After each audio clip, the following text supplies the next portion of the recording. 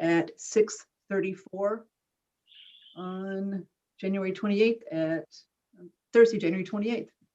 So hi, everyone. There's Claire. Good. So hi, Claire. Okay, let me read the required language. Pursuant to Governor Baker's March 12th, 2020 order suspending certain provisions of the Open Meeting Law, General Law, Chapter 38, Section 18, and the Governor's March 15th, 2020 order, a strict limitation on the number of people that may gather in one place, this meeting of the Southborough Advisory Committee will be conducted via remote participation to the greatest extent possible. Specific information and the general guidelines for remote participation by members of the public and or parties with the right and a requirement to attend this meeting can be found on the Town of Southborough's website at www.southboroughtown.com. For this meeting, members of the public who wish to watch or participate in the meeting may do so in the following manner by finding the meeting at www.southboroughtown.com/remote meeting. No in-person attendance of members of the public will be permitted, but every effort will be made to ensure that the public can adequately access the proceedings in real time via technological means. In the event that we are unable to do so, despite best efforts, we will post on Southborough's website an audio or video recording, transcript, or other comprehensive record of proceedings as soon as possible after the meeting.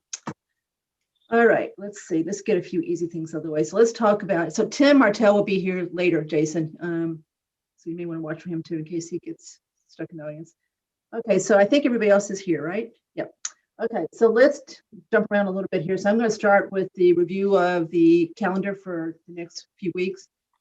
So we've got meetings posted for February 3rd, 10th, and 24th. I'm skipping school vacation week. Give us a break too. For those that have young kids, then I'm hopefully will get to do something fun. So we've got those three set up. I don't know who's coming to which meeting, but I do know that we will be having a joint meeting with the Municipal Technology Committee for one of them. Board of Health wants to come back and talk about their budget again.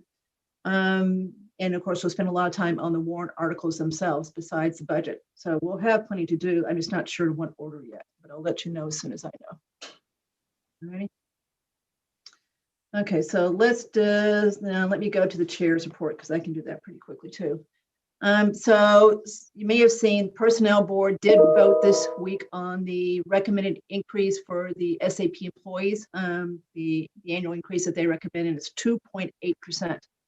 Annually. The budgets that we've seen so far have built in 2.5% because that's what they were told to do. So everybody's going to have to adjust it slightly. It's not going to have much of an impact because the SAP salaries are not that big compared to other salaries, but they will have to make that slight adjustment to all budgets. I did send the letter as advisory requested to the Board of Selectmen to ask them to review all fees, all town fees. Haven't heard back. It's my understanding it's on their next agenda, I believe. But between last meeting and tonight, I know that one member took a look at one fee that I believe Jason had brought up at last meeting, the smoke detector fees. He just took a look at surrounding towns and found out that that's one that we clearly are low on. So hopefully, once they do the review, they'll end up being able to increase some fees, which will help our local revenue. So to be determined. I also did call Mark Purple back after we had talked about it and said what I'd suggest doing is put together, first of all, a comprehensive list of all fees with a date so that going forward, every 4 or 5 years, there's a review, but when you did it last too. So he said that's a good idea. So hopefully that'll be their starting point, get them all together in one spreadsheet and then decide who's going to start trying to investigate whether our fees are fair market value or not. Madam Chairman, so I should probably say that there wouldn't be any reason that we couldn't start hearing Greg's presentation, if you will. The only thing that I think would happen is if a person showed up to make a quorum, I would have to stop and call a meeting and then just go right back to what we were doing. So there's no reason to fill in with anything I think that you don't really want to fill in with, just FYI. Roger, are you bored with my chairman's update? Not at all. All right, I only got two more quick things. Okay, so we have now heard from every department that we agreed, after we hear from the schools tonight, which of course we saved the best for last. We've heard from every department that we wanted to hear from. So the question is, are there any other departments you want to hear from? I believe we're going to hear from a couple again before it's over with. We do have some extra time this time to really get through this. But is there any other department that we have not heard from heretofore that you would like to hear from? The two that you might mention, technology and Jim Haggerty, our town clerk. Jim will come in front of us, I'm sure, at some point. I'm just trying to let him get well and get over his surgery. Plus, his budget's going down. He doesn't even have an increase as it is, but he always has some interesting things for us. So I do want to hear from him. And then we still don't have the person hired to replace Tom LaFlamme. So we've already talked about their budget as it was when Tom was leaving. So I see no reason to talk about that budget again until things get firmed up more with that one. So other than those two, hey, John, go ahead. Hey, Kathy, I would like to hear from any department that has reduced their budget as a result of the selectmen's request that they revisit and attain a certain number. Any that is concerned about that reduction is something I'd like to talk about. Okay, well, there's been no official reduction yet, just so you know, because we're part of that too. ClearGov still reflects their original budget. So I've requested don't change that, and they're not going to. So I'm happy to make sure we understand what that reduction looks like, and then we can decide, who we want to hear from as far as that goes. So two more quick budget things. The library. As I think everyone knows, there's $115,000 on the capital plan for fiscal year 22 to do new floors, painting, carpet, stuff like that. So at this point, the library is apparently, they haven't voted, but apparently willing to move that to fiscal year 23 for a couple reasons. I talked to Ryan Donovan directly. He's just a little burnout with all the construction. And so he actually says, I kind of like a break before I do anything else big. So Judy, hear me. This is not us asking him to, this is them coming forward, right? It was voluntary. And he also said with the lack of traffic this last year, because library's been closed, the carpets really haven't been beat up very much like normally they would be. So he thinks they would be fine to postpone that for a year. So keep that in mind. The board's got to vote on it, and they're not going to meet for a little bit, but he thinks that the board will probably approve that. All right. Kathy, just that's got to come back before capital, because John Parent called with the complete opposite opinion. So we got to get those two in a row. So Jason, though, maybe because Ryan clearly said he and John Parent talked about this, and I just John, yeah. So John called me today. Today? Not today. It was yesterday or Tuesday. So he thinks it should be done. Yes. Okay. All right. So to be determined. Kathy, yes. I talked to Ryan also, and I think he sees postponing as a way to maintain the other parts of his budget. I know he's concerned. He wants to make sure that there's appropriate raise for I guess Kim, who got promoted and things like that. And so he sees it as kind of a trade. Well, he's got, Judy, right now, as of today, exactly a 3% year-over-year increase. And he's already factored in the 2.8. He's already factored in Kim's promotion. He had to reduce something small, but he's happy. He is. Now, the board's still got to vote, right? He's happy.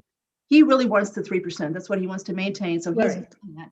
The 115 doesn't affect the 3%. So the 115 has nothing to do with his operating budget. So, it's two different things. So I'm just saying what he said to me. And he said to me that John Parent was on board with this. So we'll see. So it sounds like we need to talk to both again and see what the board says. But anyway, that's all I've got to report as far as chair's report. Okay. So let's see. It is 6:43. So Roger, Greg, you want to get started? I'm fine with getting started. You can pick the order that you want to do. We're going to be mostly all ears tonight. There's a lot in these reports. They're obviously took a lot of time to put together. We've got more time this year than we normally do. So what I'd like to do is hear from you guys tonight. we may have a few questions just to maybe clarify things, to make sure we've really got the big picture here. And then I want us to go back and kind of really look at in detail and invite you back for a second time in a month or so, once maybe everything is clear on your side. So we just want you to tell us tonight what you want us to know, and you've got all the time you want to do it. All right, thank you very much. And Becky Pellegrino will also be joining us. And I'm just going to take 1 minute and send her the link. I think she has the incorrect link. So if you can just bear with me for 1 minute. Jessica Devine should come in there. Okay, you're faster. Greg, do you want me to send it to her? In full panic mode. So good evening, and thank you very much for this opportunity to present the Southborough pre-K through 8 budget and the regional budgets. Through the chair, Kathy, if I might, I do see that Jessica is here. I'm looking around to see. I thought I saw that Jen was. Yeah, there she is. Jessica's here. So you got quorums on both committees? Yeah. Well, I know I have a quorum for Southborough. So what I would like to do is just call the meeting to order, and then I'll sort of go back into the background. I don't know about the region, but so I would like to call the Southborough School Committee meeting to order. This is 6:46 p.m. and I would like to do that under the same rules that were communicated by the advisory chair just a little earlier.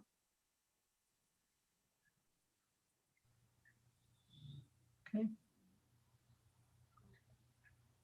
Welcome, everybody. I see Kathleen, I see Paul. So remind me who's on which committee. So let's see, Kathleen is regional, Paul is regional, Jen is Southborough. Yes, Jen and Roger are Southborough. okay. And Paul, are you on just regional? Yes. Okay. So you got off K through 8. Okay. Okay, both. That's right. Sorry. Both of us. Sorry, both. Okay, I got it. And Joan? I'm regional and Northborough member, but the chair of the region. And we do not have a quorum. We only have 5 members in attendance right now. Okay. So Joan, just let us know. Raise your hand. We'll watch for your hand when you think you've got a quorum. Okay. Okay. Thank you. I will. All right. Okay. Sorry, Greg. Back to you. All right, so thank you very much for this opportunity to present the pre-K through 8 Southborough budget and the regional budget. And I just have a little note before I begin. And I do have a 13-year-old English bulldog who insists that she sleeps to my left. So, and she is very noisy and she snores. So if you hear snoring, I will kick her. And but it beats the alternative because if she's not in the room, she barks. So just a warning. Kathy, I should share with you that I got blamed for snoring last night, okay, at the school committee meeting, and it really wasn't me, it was Greg's dog. Well, that would have been my guess too, Roger, if I'd been there. It was you. So again, I think the story of the school system budget is very similar to the towns in the sense that this year is unique in the sense that we typically would have a better idea of where our budget projections are in light of the town's economic landscape as well as the state's landscape. So we have put together our budgets, working in collaboration with Town Administrator Mark Purple and Brian Valentine. Also really thinking about what we hope to accomplish using the school committee's budget priorities.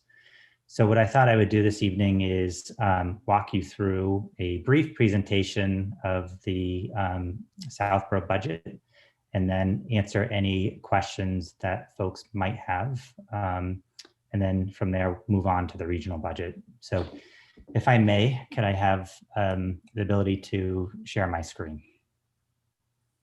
Yes. To be all set. He's all set.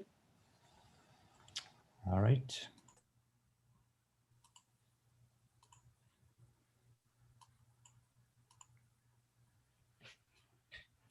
All right.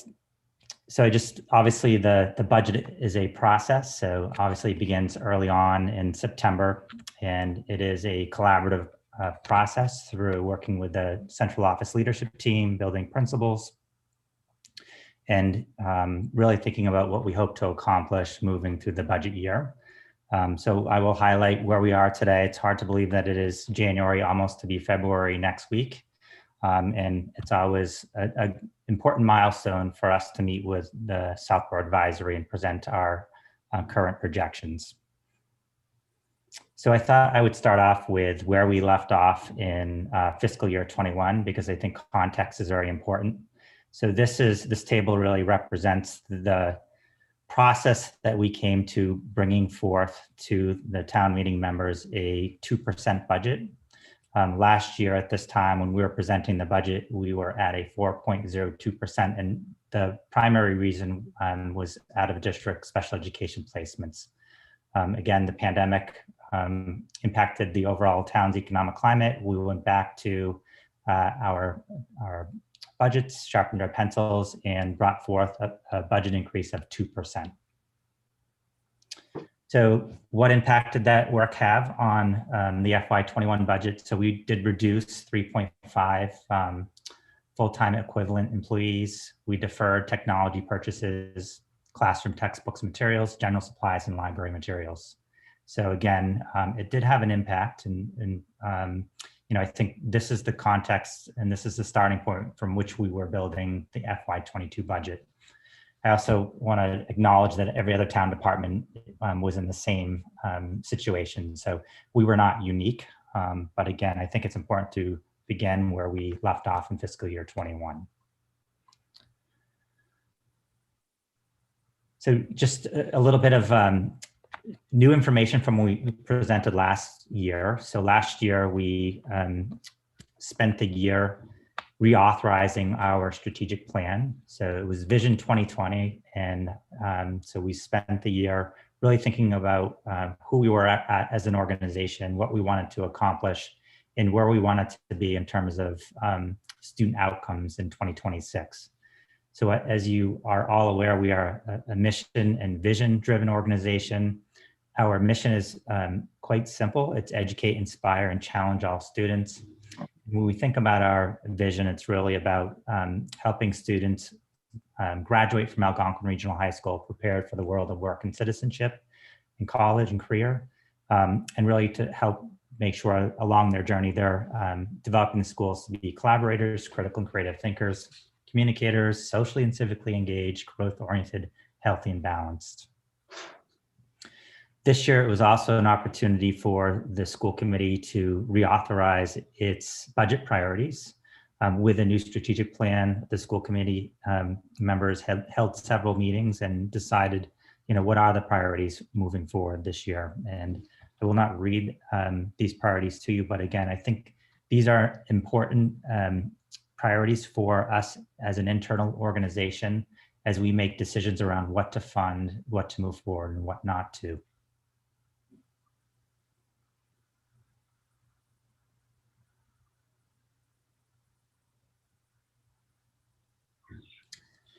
So in terms of the FY22 budget variables, so the unknowns going into this fiscal year, this budget planning process, the first was Chapter 70 funding and new legislation. So in the fall of 2019, the governor passed the Student Opportunity Act, which provided $1.4 billion to education, to support education over a 4-year period.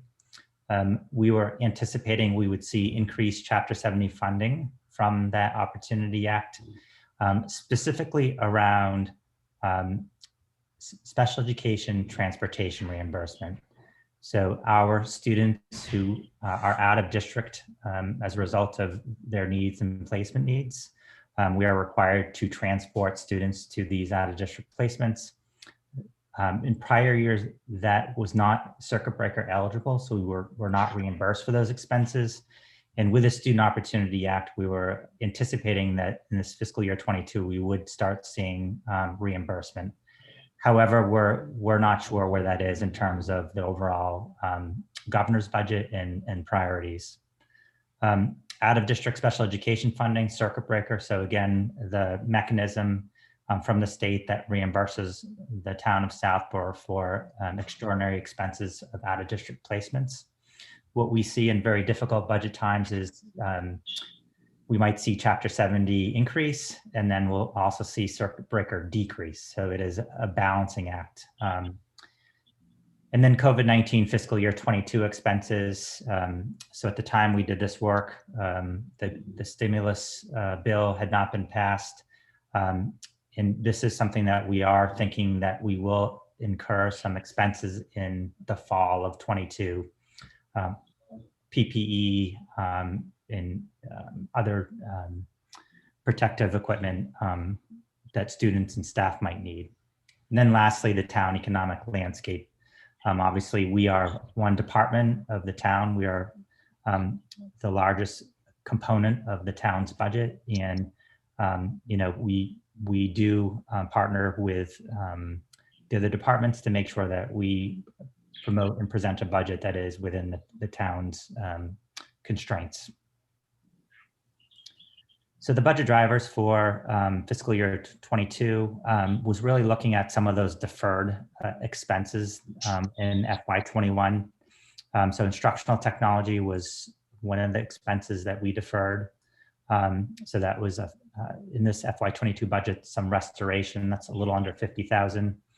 The restoration of maintenance of buildings. So again, to get to that 2%, we did look at using the revolving account, which is to fund the maintenance of buildings and building related projects.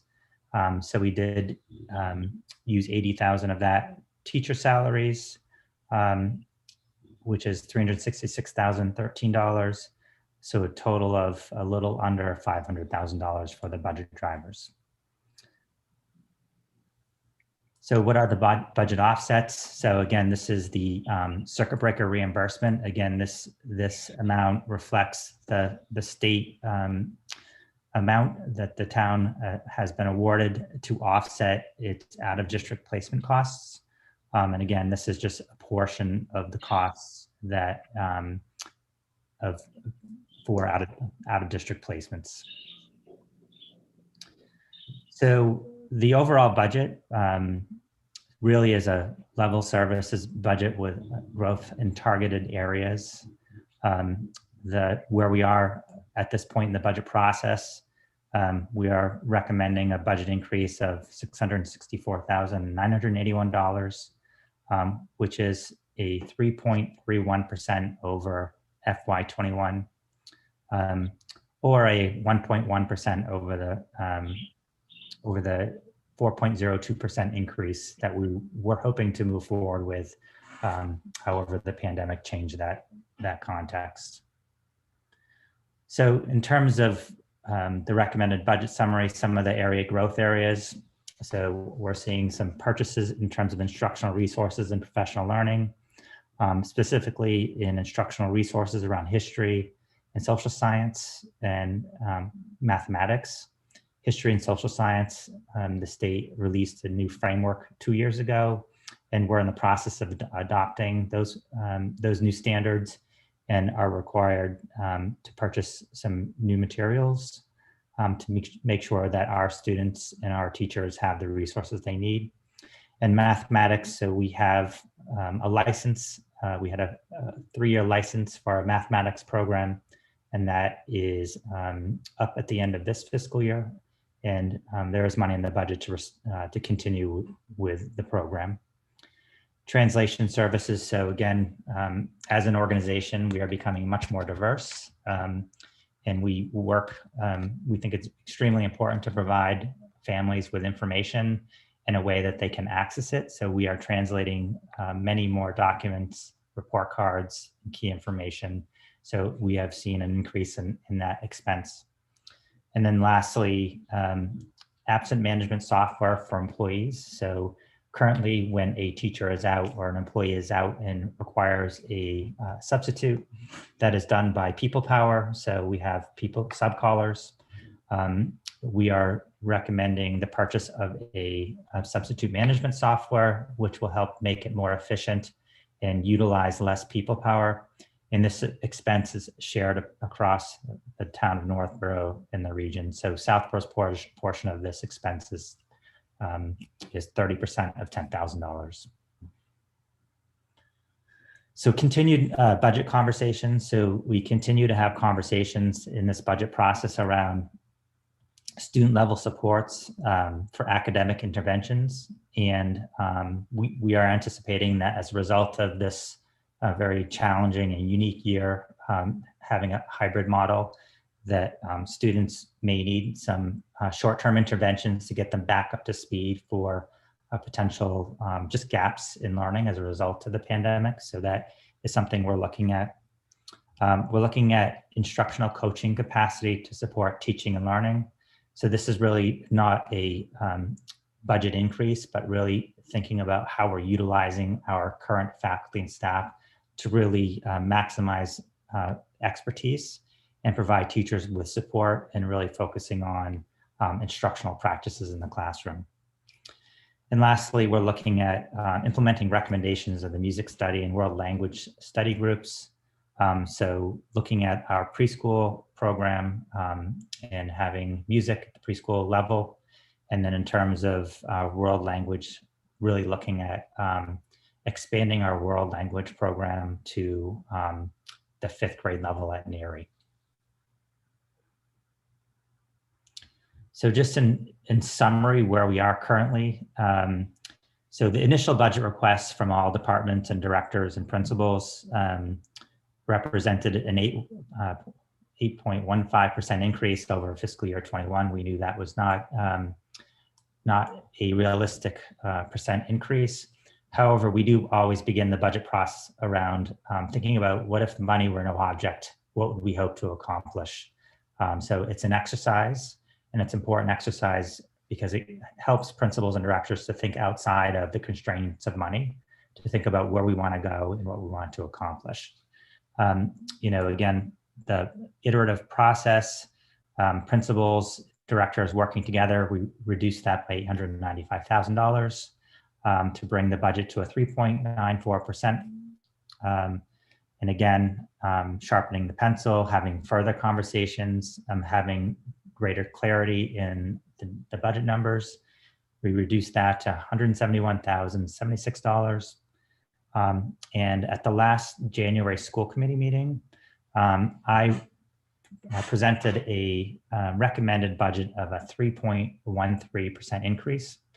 Typically at the January meeting, the school committee would vote the recommended budget in terms of the budget process, but the school committee made a decision to hold and to allow the school department more time to really get better data, to continue to work with the town departments and Mark Purple, and again, sharpen our pencil.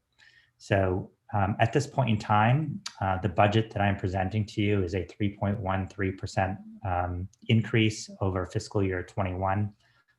And we still have more work to do internally to see what other means we have to reduce this amount as well. This is just a quick table. It's just a comparison of the 4.02%, which was the school committee voted budget, and the budget being presented tonight is just a comparison. But again, the reality is the budget voted was a 2%, and the budget we're presenting this evening is a 3.13% increase. And at this point in time, I will complete my presentation, and I would be happy to answer any questions. And welcome, Becky.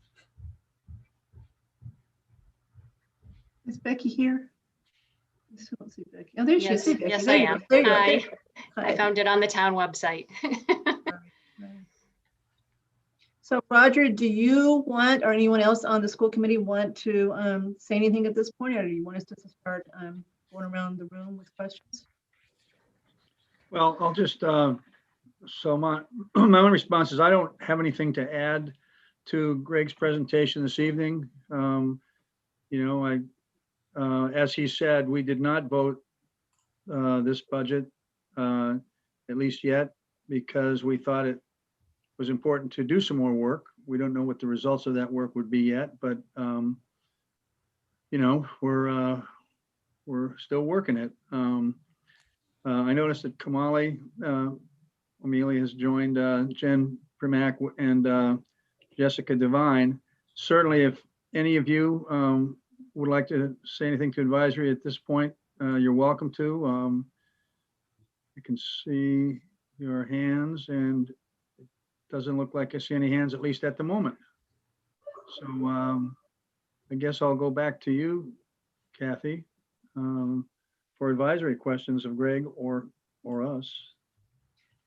So before we start going around the advisory room, so, you know, Greg, this will probably depress you, but with your 3.13 and then the Algonquin 3.5, which we'll talk about in a minute, the increase or estimated increase in year-over-year taxes for an average household is still almost 8% right now. So we still got a lot of work to do. You're probably gonna say, well, we did our part. So we still got a long way to go to get it down to something that looks like it's a reasonable tax increase. So FYI.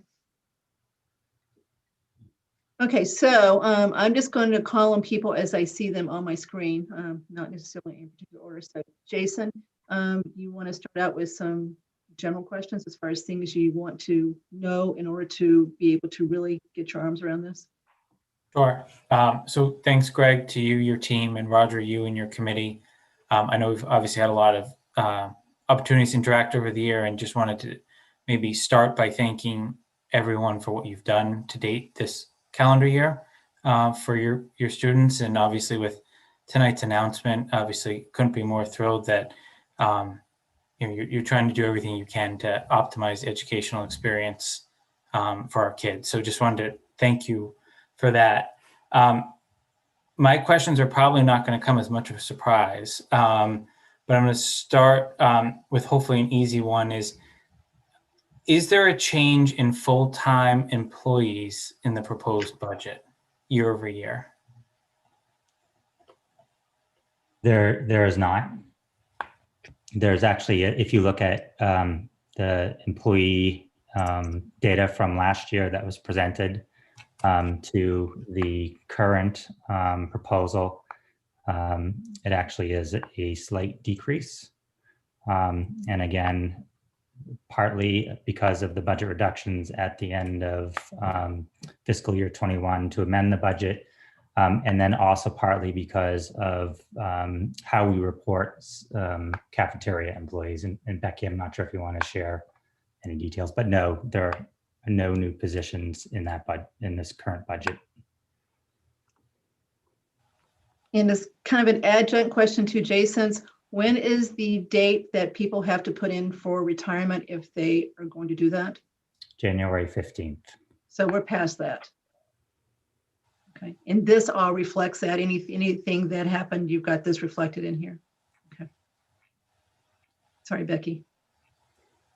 No, I was just going to add on the cafeteria, because they are funded out of a separate budget, they were not previously reported. And so or they were reported and they should not have been. And so we did make that adjustment on the staff by subject report.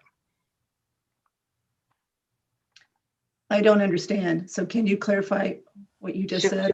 Sure, sorry about that. So the school lunch program actually is run through its own revolving account. It's self-sustaining. So all of the salaries for our cafeteria staff are paid through that revolving fund and are not on the operational budget. Kathy, before I ask my next question, I think I see Kamali's hand up. Okay, Kamala, there you are. So go ahead. Along the same vein, in the presentation, there is a line item that says teacher salaries, something like 366K. Can you explain what is included in that? Is it just teachers, or is it teachers and some other staff members? Okay. now that you've mentioned about the cafeteria work, staff being from a different fund, is that line just teachers? Do you want me to take it, Greg, or? Sure, and I'll fill in any details. So that actually represents cost of living increases for our general education teachers, and it also includes any steps and lane changes that we may be anticipating for next year. That would be people who are moving up on steps because of their years of service, or if someone obtains additional credits, they're also eligible for an increase according to their contract. All right, thank you. And back to Jason. So Greg, my next questions revolve around particularly Finn and the pre-K program. So we've always spent a lot of time talking about that from a capital perspective, but maybe for the benefit of everyone here, I know Kathy, between you and I, we've mentioned a few times, there are Northborough pre-K students that occupy part of the space at Finn. Can you speak to the economics around the revenue that the town of Southborough receives for use of that space and where that money goes to? Sure. So Becky, do you want to speak about that? So the way that the preschool program operates, obviously, is there is tuition that is paid by families.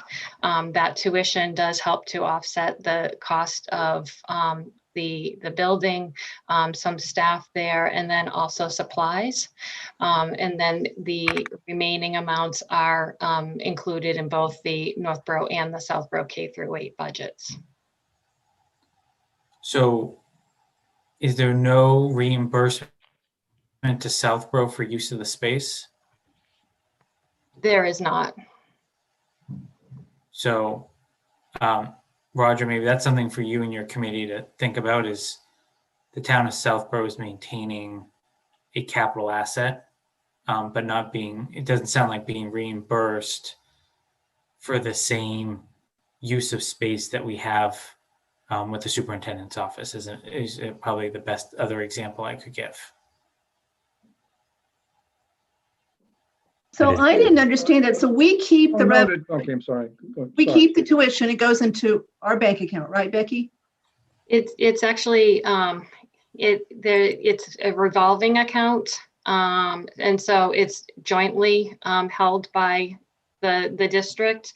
So it's not necessarily a Southborough bank account, and so that money is used, like I said, to offset any of our salaries, health insurance for those staff that are employed there, and we do offer the health insurance through the region, since that is the fairest way to do it, and it's not being put on the town's operational budget. Okay, so I think Jason's got a really good point. So Roger, remember when we had our conversation about rent a week or so ago, I said what we're trying to do on advisory is find revenue so that we don't have to cut budgets, because if you get more new sustaining revenue, you're going to be better off than continue to whack these budgets that are already pretty well whacked. So Becky, it sounds like we're not getting a penny from offering our space to Northborough with what you're saying. If the revolving, can I say something? Yeah. May I? Yeah. So, and Greg or Becky, correct me if I'm wrong, because I certainly could be. And listen, I think that we applaud any direction we can move to get more revenue for the town. The two programs that were briefly mentioned, and Kathy just very briefly mentioned it, was the rent coming from the extended day program, which is the after-school program, which is really a separate operation, and all we receive is rent. So that's the revenue that comes into, if you will, from from the outside world. As far as the pre-K, well, I think it's for Southborough and Northborough. It's so both, if I'm correct, that we charge tuition for that, correct? That's correct. Anyone? For our general education students. Right. So whether it's a Southborough whether it's a Southborough child or a Northborough child, we're still charging tuition. Am I still correct on that? Correct. So are you suggesting that you want to look at somehow having a surcharge for a Northborough child versus a Southborough child? I'm just trying to make sure that we head off and analyze what you want us to analyze. Well, look what Becky's saying though, Roger. Yes, tuition's charged was going in a revolving account where the money coming out of the revolving account is used to basically reimburse each town for their teachers. So it's Northborough's teachers that are teaching their pre-K students. So I don't think we're getting any money from the Northborough students, if I understand what Becky is saying, but maybe I don't. So can I just add one? So that is accurate. You know, we do not charge Northborough rental for the use of the classrooms at Fiscal. I will share that there are many unique programs across the two districts, Northborough and Southborough. There are Southborough students who attend some of our specialized programs that are in Northborough as a result of, you know, it's maximizing our expertise and efficiency. We don't have in any one community, either Northborough or Southborough, we don't have a population size to run some of these programs. Some of those programs are housed in Northborough. And again, Northborough doesn't charge rent to Southborough. It's kind of that collaborative program and model that we have. And it really benefits both communities in terms of most importantly, providing students what they need in specialized programming. And at B, it's economically sound in terms of the Northborough and Southborough budgets, because if they were each to run their own programs, it would be a substantial cost to each of the communities. Greg, I realize that this is only going to be a guess, although it may very well be an educated guess, but generally, do you feel that the space utilization back and forth is in general equal, or do you think that it's disparate enough so that there's some kind of an inequity here? Yeah, I think it's something I would recommend the school committee examine it. I think it's worth an evaluation. I think evaluating the preschool program in general is something that the school research capital group is working on. And I think something that I'd recommend. I think it's good practice to look at it and to see if if it is obviously a place where rent should be charged. And again, I think it's something that should be analyzed by the school committee. Kathy, I have a comment. Go ahead, Tim. It's not about the funding of the rent. I understand we have one district. Sorry, I'll turn my camera on. Apologies. I understand we have one district. K through 8 is generally separate though. And what I'd like to ask you to look into beyond the rent is if we have a space that we're sharing for the sake of efficiency and there's no formal agreement in place, what sort of potential liabilities is Southborough opening itself up to? If something should happen in that building to a Northborough kid, what are the ramifications to that? It's a good question. And we actually have 3 separate districts, K through 8, Northborough's K through 8, and then regional. So there's 3 separate districts. So this is crossing districts. Kathy, I'm satisfied though if Greg, Roger, and the rest of the group here can go off and look at it and come back, because it may be more equitable. But I know there's 40 plus pre-K. That's the number that sticks in my head, and I applaud you for trying to best utilize the assets that are within the broader 3 districts.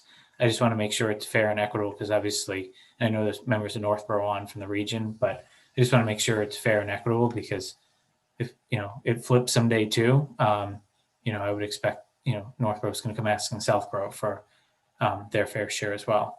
I guess my final question it's around the revenue side again is there's a significant amount of revolving accounts, and we're looking at that more broadly from the town perspective. how recently has the school committee looked at that? And, would it be appropriate, for either members of the school committee and the town's financial arms to look at, where those best sit? And where I'm going is, are some of those better suited as general fund assets of the town, as we have ebbs and flows and we look to, right, like maybe it isn't possible to reduce some of the expenses in your budget, because whether it be contractual or educational policy, but just trying to give us, in the spirit of collaboration that we've seen, more recently, is there a better way to deploy those funds so that they're not so restricted to certain uses? And I get that some are true, probably enterprise funds versus some are revolving funds.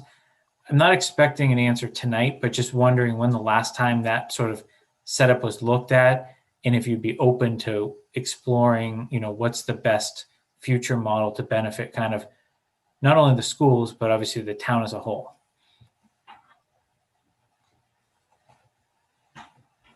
So can I just make a general comment around, the revolving account and how it's been used in terms of projects over the past several years? Most recently. Which one? The rent revolving account? Yes. Okay. Yep. So basically the primary income that we have is from the Southborough Extended Day Program, and also the rent for the central office from the region as well as Northborough. So historically those funds have been used for capital projects.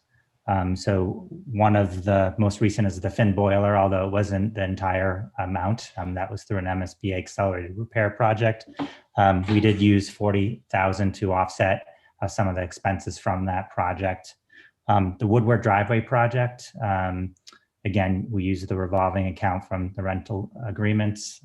That was about $140,000 that we used for that capital project.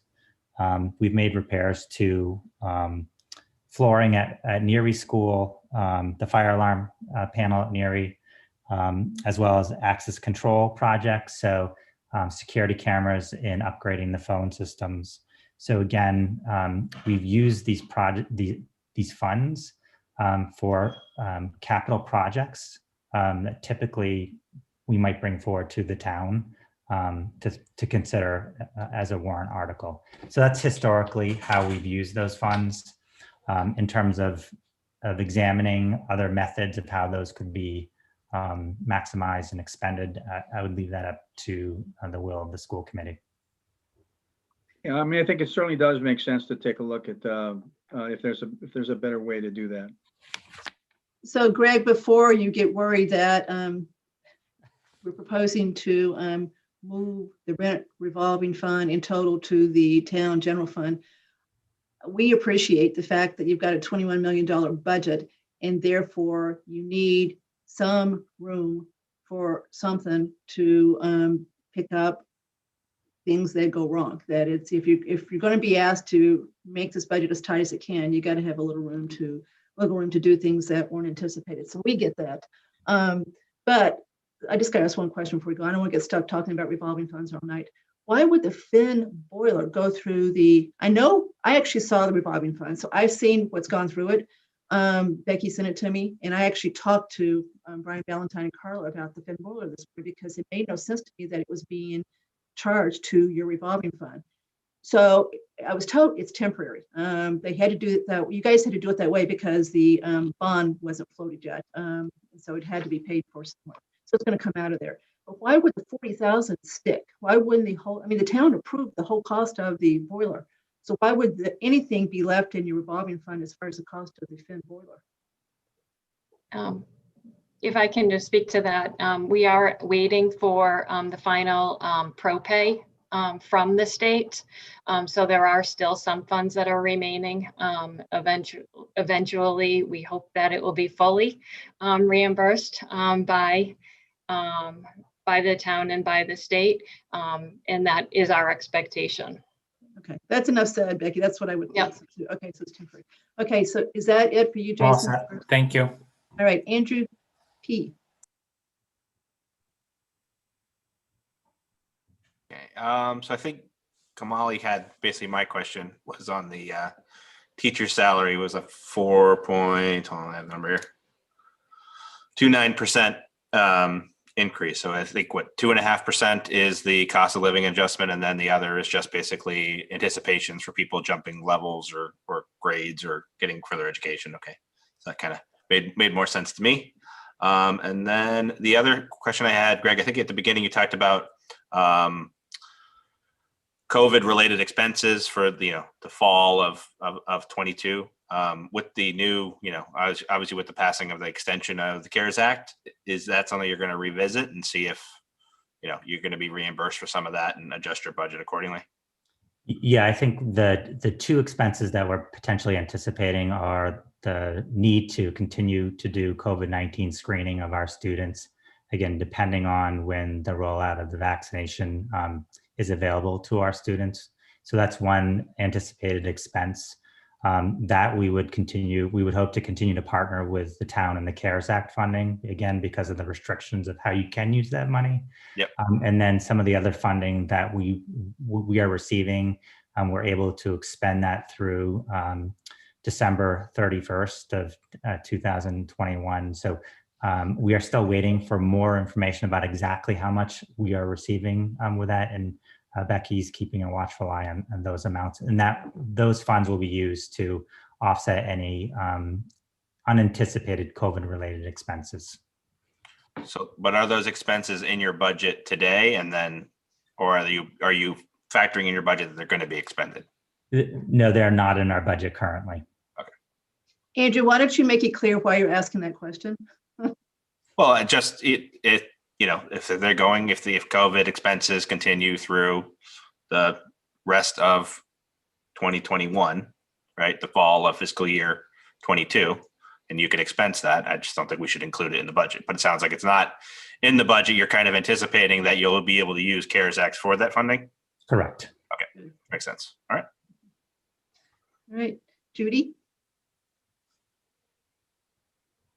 You need to unmute, Judy. Unmute.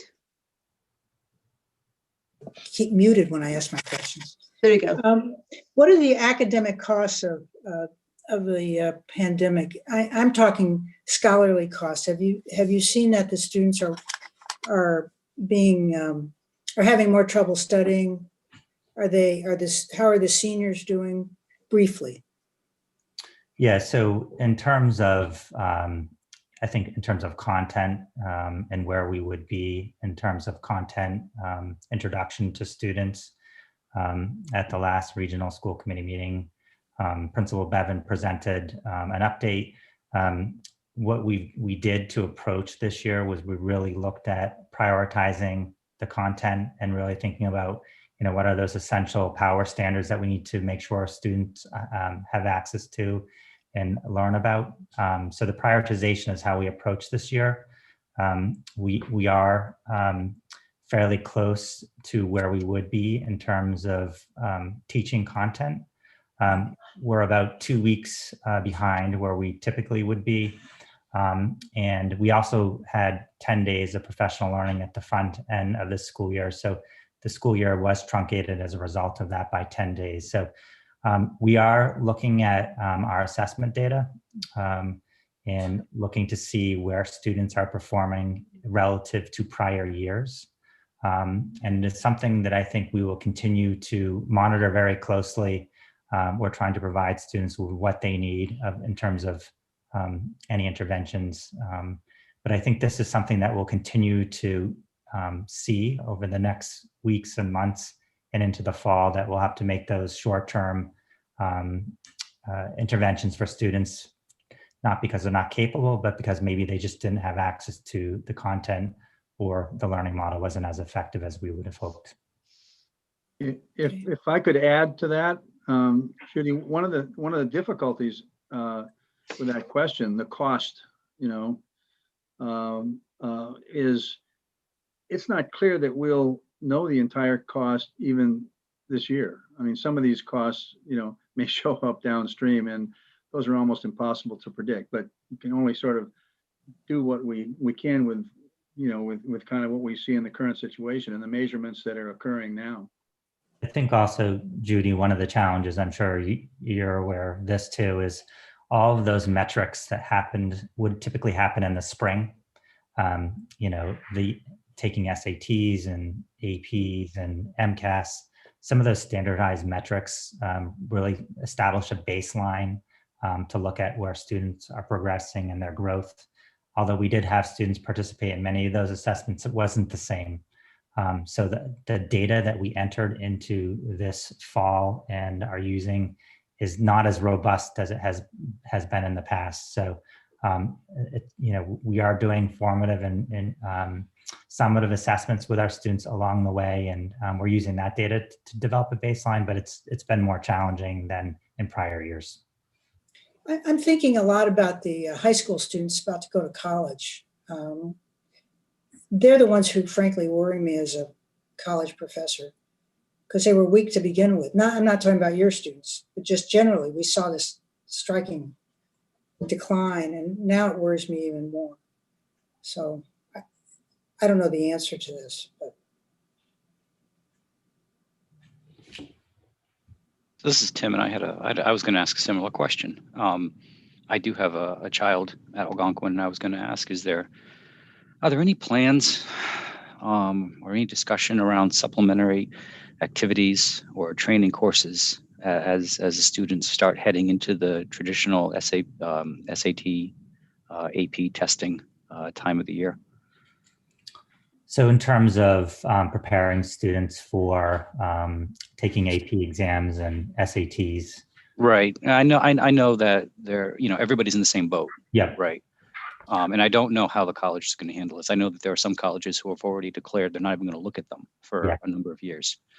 I just didn't know if that's something that the schools were looking at or not. Yeah, I mean, I do know that our Algonquin teachers are very cognizant of what it takes to be prepared for an AP exam and SATs. And they are keeping pace of where students should be in terms of their preparation. I think that, again, the reality is, we see students half as much in terms of the hybrid model than we would typically.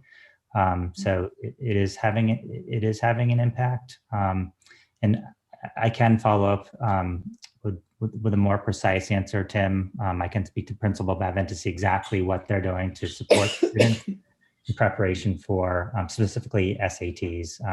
I know APs were on target and it's pretty robust, and I'm very comfortable with where we are in terms of AP preparation. Sounds great. Thank you. So Tim, you want to go ahead and keep going if you've got more questions? Judy, are you finished? Yeah, I think that I would expect that the AP scores would maintain at the same level, because people who do that are self-selected. But all I can say is that my daughter went through the public school system and did fabulously well. So I have great confidence that this team is also doing very well. That's it. Kathy, I don't have any follow-up questions. So before I get to Andrew, let me just say this, Judy. Jason and I participated in a school committee meeting on the 13th, and I logged on early and got to hear a whole lot of their regular meeting before they got to the part that we were there for. And I was so impressed with what these teachers and all the support staff are doing to try to educate these children remotely at all ages. I mean, it was just heartwarming, the effort that has been made. By the time we got to the part that Jason and I were there for, I felt like our part wasn't very important because of what I'd heard before from all these people who clearly were so emotionally involved in what they were trying to accomplish. So I was going to go Southborough. Yeah. So I think we are in great hands based on what I heard that night. Good. All right. Okay. Let's see. Mr. Dennington. I have two questions. The first is for the FY21 budget, which is kind of coming to an end. So there was a reduction of 3.5 full-time equivalents. Could you explain what levels what positions those people had, and whether there has been any any negative impact from that reduction in staffing? And then the second question I had is, I've read kind of more nationally that, and this is not even in Massachusetts, but just other states across the country, that some districts have had problems with teacher retention in public schools due to COVID. Teachers being very concerned about getting COVID and unfortunately, retiring maybe before we would like people to do so. Have you experienced any of those types of challenges? Are we able to retain the teachers who we would like to stay? Yeah, I think that I'll start with the last question first. I think that it is a very difficult time to be an employee at any level in any organization, but very challenging to be an educator. And there's real fear around working in this type of environment. Our teachers have done an outstanding job and have really put students first. We are a destination district, we're very fortunate. I think we do whatever we can to maintain and retain outstanding teachers.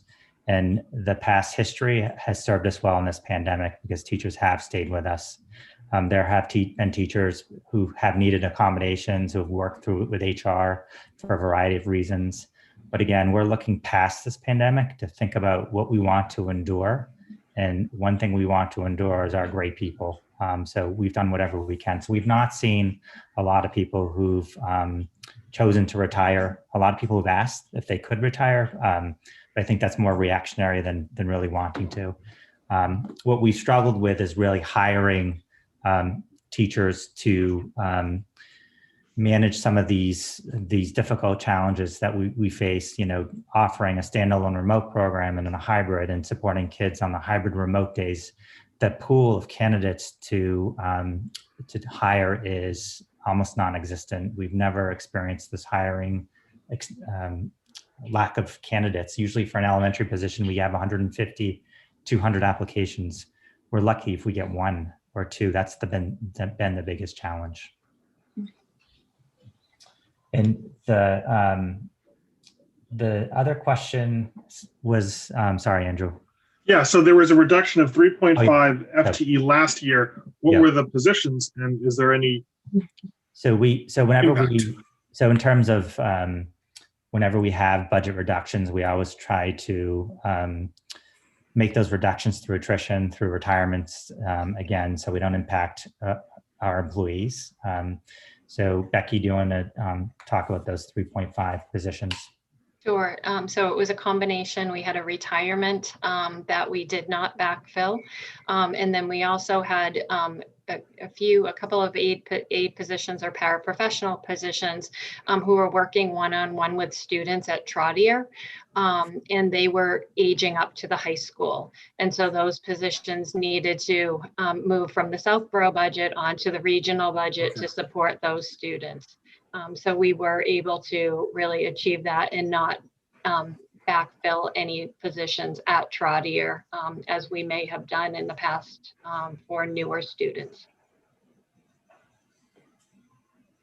I'd like to comment on Andrew's first question related to staff in general. I'm sure Greg won't put this forth for himself, but I just want to put this comment out about the kind of job that the district has done in maintaining staff.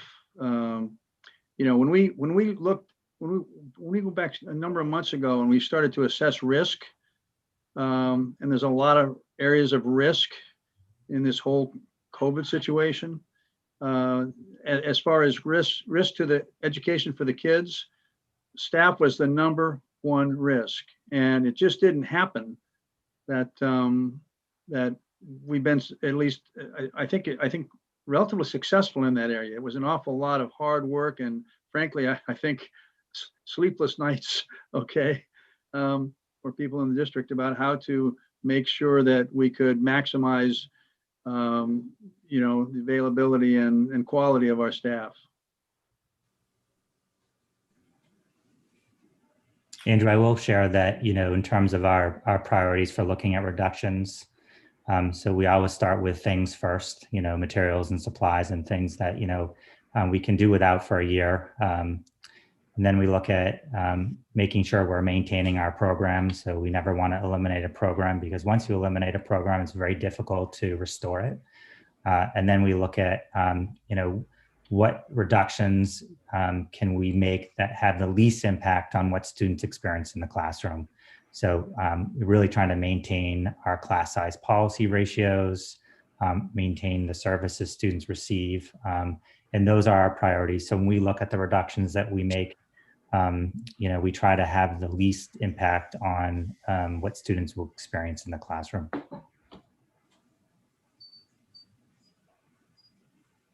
And I just wanted to echo the positive sentiments that Kathy and Judy have expressed. I know, and also express appreciation to the school committee in that I know that in the summer we faced a very difficult decision about whether to go hybrid or remote or all in person, and I think the hybrid model. I'm very appreciative of at least having my daughter, who started school this year, and at least. Very rewarding to put her on the bus and at least go to school a couple days a week. And I have a niece in a different school district who just started her first day of kindergarten like 2 or 3 weeks ago. So thank you for, there was a time where I felt like there was taking some risk, and there's so many risks to calculate on each side, but it's, I think we made as a community the right decision to at least do the hybrid.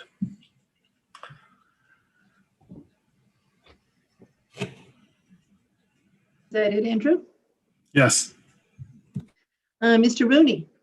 Yes, good evening. Let me first echo Jason's comments about the overall importance of what you do. I've been involved in town government, I guess, for about 11 or 12 years now. And you guys are responsible for the most valuable asset that we have. Greg, I have a number of questions. I'm pretty sure you're going to be able to answer them all. But I heard you, and I applaud you for asking initially for budgets without financial restrictions. And it came out to, you said, about an 8.15% increase. Are there certain aspects that did not make it into the budget that almost made it into the budget, if you know what I mean? In other words, there was debate on whether or not to include those, but ultimately their inclusion did not happen. Sure. So a couple examples. One of the components that we really talked about are instructional coaches, really supporting the work of teachers, modeling instructional practice, co-teaching. That was a big request in terms of that 8.15% increase. Again, just supporting what's happening in the classroom, people who are experts and can really provide just-in-time PD to our teachers, and also support our students. So that was one area. Another area is really looking at expanding world language beyond 6th grade at Trotter School. The World Language Study Group made some recommendations to look at world language at our elementary level. So that was another request that was made past the 5th grade. So it was a 4th and 3rd grade request as well. And then just in terms of currently we have one team chairperson supporting our pre-K through 8 districts. So there was a recommendation for another team chairperson, and that person really is responsible for orchestrating and executing the special education process, working with parents, making sure meetings are scheduled, making sure parents have the supports they need. So that was another position that, again, was in that 8.15% ask at the beginning. Yeah, and I don't know the answer to this, and perhaps I should, but have you done this exercise that resulted in the 8.15% in prior years as well? And if so, are those budgets or those drafts available to see whether or not the same items keep getting, not funded as we move forward? So it is an exercise that we have historically done. So we do have kind of a history of, what we'd like to accomplish. I will share that we have been able to accomplish a lot of those.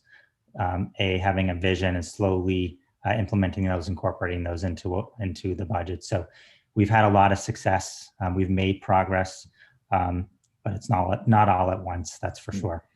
So I just want to turn to the materials, Greg, that we received. And in particular, I'm looking at, it says the online version of Southborough K-8 FY22. Do you have that in front of you? I do. Yep. Yeah. And I believe it's page 48 and it's account number 2309. And tell me when you get there. Page 48. It's a special ed account, Greg. Okay. Yeah, I think it's identified, Kathy, as account number 2309. Correct. Special teaching sped. Yeah, Correct. and it's 4.5 million, which is a significant amount of the overall budget. Does that include everything except transportation, or does that include transportation as well? That includes teacher salaries, special education aid salaries, tutors, substitute teachers, and some contracted services. And is there any sort of a metric or any documents which indicate how that number has either grown or not grown over the past, say, 5 years? We definitely could do a historical analysis for you and provide you with that data. Okay, great. I have another question, Greg. It's on account number 9309. I believe it's on the same page. It's identified non-public school. Do you see that? I do. Yep. And it looks like our share of 1.9 million. What does that represent? So that is our out-of-district cost. Becky, do you want to speak to that? Sure. So that would be our out-of-district costs for any of our special education students where it's been determined that they cannot be serviced within our district and have to be privately placed at a program. Some of those are residential programs, some of those are day programs. And so you can see that the total amount for those placements is 1.9 million. But we do receive circuit breaker reimbursement for those costs. And so we were able to offset that total budget by a little over $1 million with using circuit breaker funding. The circuit breaker costs or the circuit breaker payments, those obviously vary from year to year. Are we seeing any sort of a trend in terms of the reduction of state aid as opposed to the increase? Yeah, so there are a number. Oh, go ahead, Greg. You can go, Becky, and I'll fill in any details. So the trend would vary based on the number of students that are outplaced. So we receive reimbursement. So in fiscal 21, we received reimbursement for the students who were privately outplaced in FY20. So we're always a year behind in receiving those funds. And it would also depend on the level of funding that is provided at the state level. We've seen a low, I think, of about 60% to a high of about 75% of that funding at the state level. So it really varies based on the economic condition and the students that are placed. And is this, maybe you can't answer this, but is this something that our representative attempts to lobby, or does the school or do schools as an entity lobby for each individual district? No, we do work with our local legislators, and this is something that our school committees have been very proactive about for many years. Kathleen Palechko, I'm looking in the audience, is someone who has been a strong advocate of fully funding circuit breaker reimbursement. And what we typically see is that range of 60 to 75% over the past, I would say, 10 years, is that as we see Chapter 78 go up, you see circuit breaker go down. So there's this tide thing that, you know, that they kind of manipulate what the reimbursements are. So you might see more money in Chapter 70 funding, but less money in circuit breaker. You might see more money in regional transportation and less in circuit breaker, or conversely, more money in regional transportation or less money in regional transportation and more in circuit breaker. So it's something that is variable. It's something that we do advocate, and they also changed the parameters too. So it's this year they changed the foundation amount. It used to be 4 times the foundation budget that we were required to fund, and then the district was reimbursed any amount over that 4 times foundation budget enrollment. They changed it to 5 times foundation enrollment budget. So again, it's a changing, evolving landscape that we try to monitor and advocate whenever we can. John, if I might add something, you know, the problem is it's not predictable. It's always a surprise. So there's always a certain amount of stress, you know, that comes up until the point we find out what that number is. But it's and it's, you know, obviously not a trivial, doesn't have a trivial effect on us. So it's difficult to manage. So Roger, I would add to that, and Kathleen, Phil, chime in here. I can remember years where Kathleen and Mary Beth, this is what they worried about, because you just don't know what your costs are going to be. For example, you guys were surprised this year with 2 outplacements that you didn't know about during the school year. But John, going back to your first question on the cost, so you take that first account and then you add the 800 that were out of pocket with the out of district ones, and then the transportation is down there in a separate account. It's $400,000. So it is a big, big number when you put it all together. And that's the one that really is almost outside their control. They can control the teacher salaries, they can control most everything else, but this is really hard to control. So this is the one I think, Kathleen, used to worry you guys the most, because there were so many variables to come up with what would be our net cost when everything was said and done. Well, it's always discouraging to have your budget set and to, you know, and to work with advisory and selectmen and then get surprised. You know, it's very discouraging. Okay, so Becky, to be clear, Baker announced Chapter 70. We've got our cherry sheets for Chapter 70, and ours did go up a little bit. It didn't go down, so we've got that. We're confident about that piece of it. But did he say anything about circuit breaker in the last few days?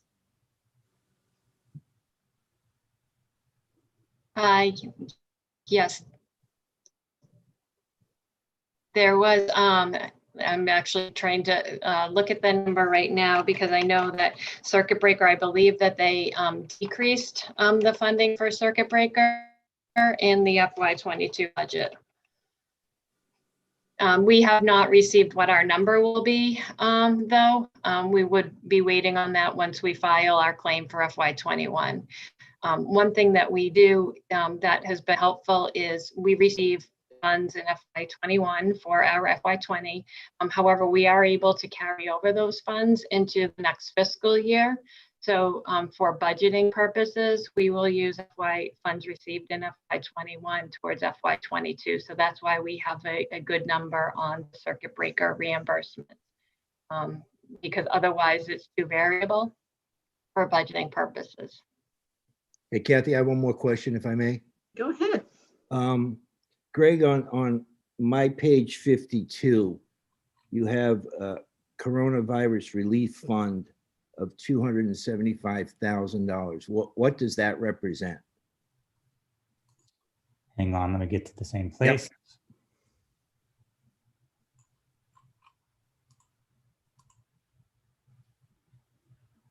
So page 52, so that was a Let me reopening. make sure I gave you the Yep. right page. Hold on, Greg. You did. Okay. 275, 400. Yes. So that was funding that the district relieved for specific COVID related expenses, substitutes, PPE, any unanticipated expense related to COVID-19. And this money has been used for exactly that, for substitutes, PPE, and additional purchases that were required as a result, HEPA filters and so forth. Yeah, Greg, is that a result of our submission for these expenses, or is there just a matrix that you get and that represents that number? It was a per student amount.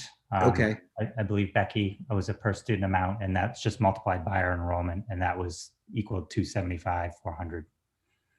And in reality, do you have an idea of what the real cost was as opposed to what the reimbursed? I assume the real cost was significantly larger than that. We do, and Becky has a running spreadsheet table with all of the expenses, our approved budget, our unanticipated expenses, the grant funds that were received, and what we were anticipating being short of as a result of the pandemic. And Becky, I'm not sure if you have that in front of you at this point. Yeah, I don't need to know the number, Okay. Becky, but I just want to know, and do you work in conjunction with what I call the town in terms of trying to secure funds for these expenses, or do you guys essentially do it on your own and the town does it on their own? No, we do work in partnership. Some of the funds are directly provided by the Department of Elementary and Secondary Education, but also we've worked closely with the town in terms of accessing the CARES Act for for example, COVID-19 testing that we're doing and other expenses. So it's truly been a partnership, and the town has been a great partner in this unanticipated journey that we've been on. Thank you, and I apologize, Greg and others, for so many questions, but your budget submissions, as usual, were very detailed, transparent, and certainly makes our job a lot easier. So thank you for that, and thank you for all you guys do. That's all I have, Kathy. I think I answered 8 out of 10, so that's 80. So I think there's some room for growth in that area. Okay, so let's stay on page. You see Kamali has her hand up. I just didn't know what that related to. Who's got her hand up? Kamali. Hi, go ahead, Kamali. Thank you for all those questions, Mr. Rooney. I found them helpful, actually. One of the things that you brought up was understanding what are some of the things that have been proposed year after year and still kind of may still be in the parking lot. And I just wanted to say that for Roger and Greg, that would be something that I'd be interested in seeing as well, because it would help us as we try to approve any budget, know what are we making progress or continually leaving like the same handful of things in the parking lot. So if you could take that please as a action, I'd appreciate it.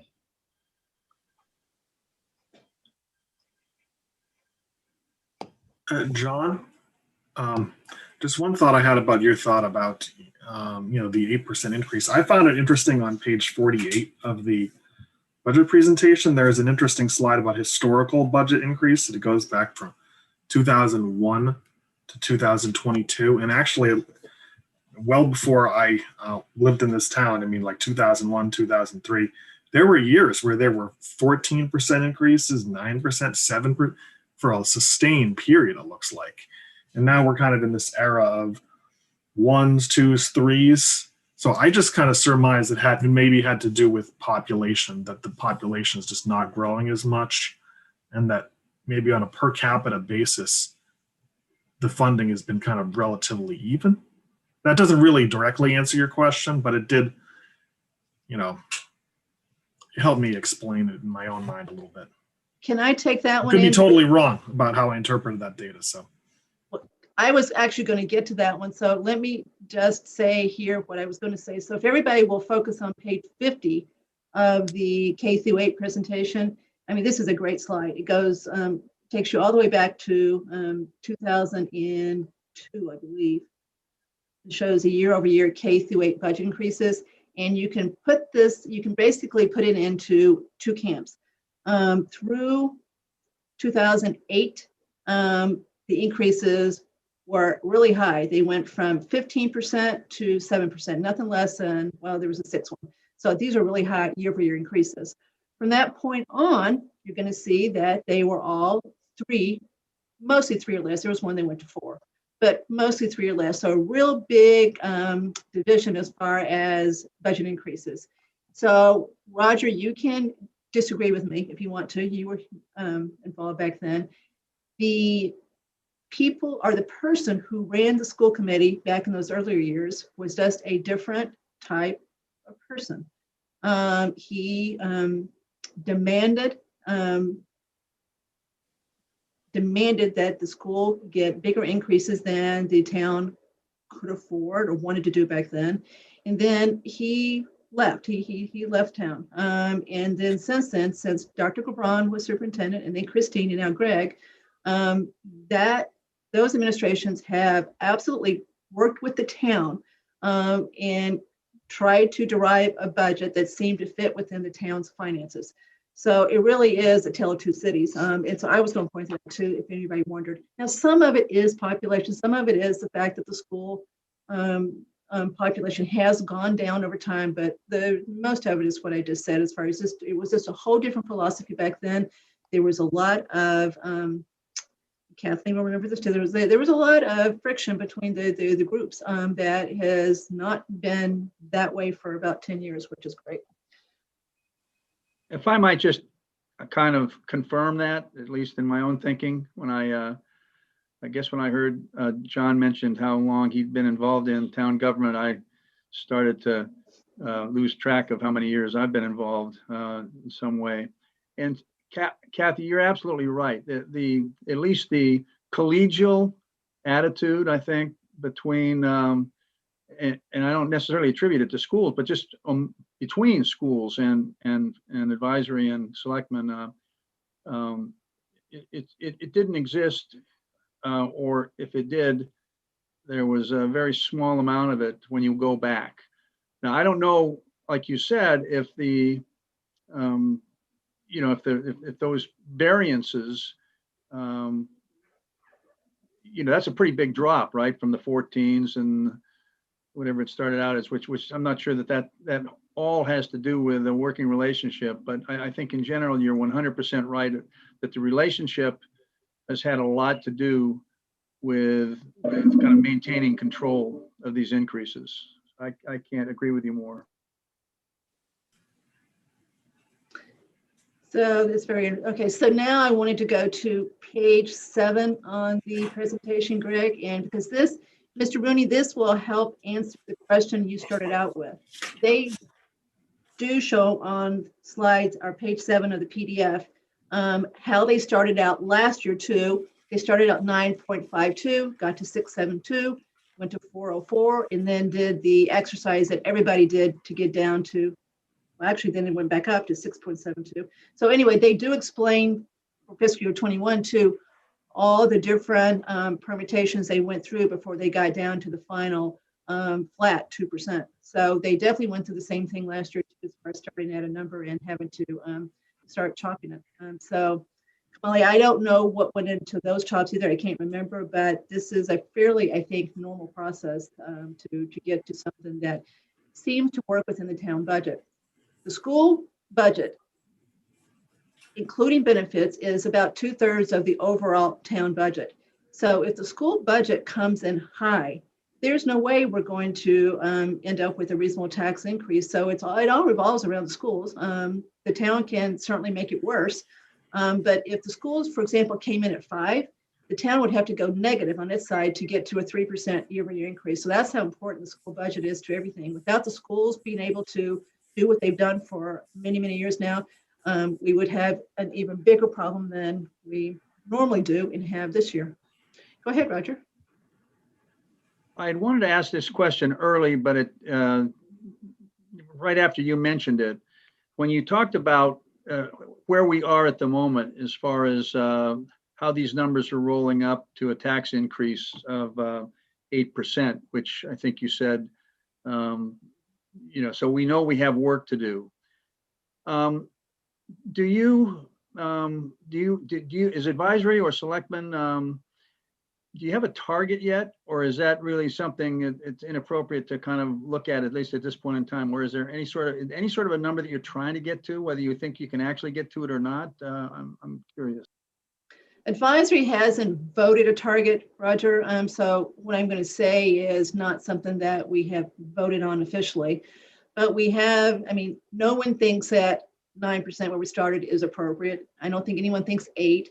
I don't think anyone's going to vote for 7. So, if we can get it down to, my vote is with the 3 as a first number, maybe 4, if we can't get down to the 3. So it's something in that range, I think, is what we're trying to get to. But we haven't voted it. I don't know what the BOS is thinking. I try to not worry about what they're thinking right now so we can do our work, and then we sit down and try to end up with something we can all agree on. They have asked the various departments, though, to go back and take another whack at their budgets.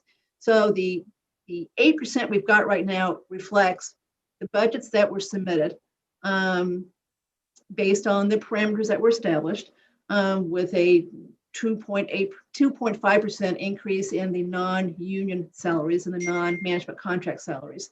So we haven't tried to go back and see if there's not something we can pull out of those, because I always just want to wait till we get the schools in, because you just drive the whole budget. So we've got to know where you guys are, so we know where to go from there. And now we've got that, so we can now start trying to really do what we've got to do to get this thing down.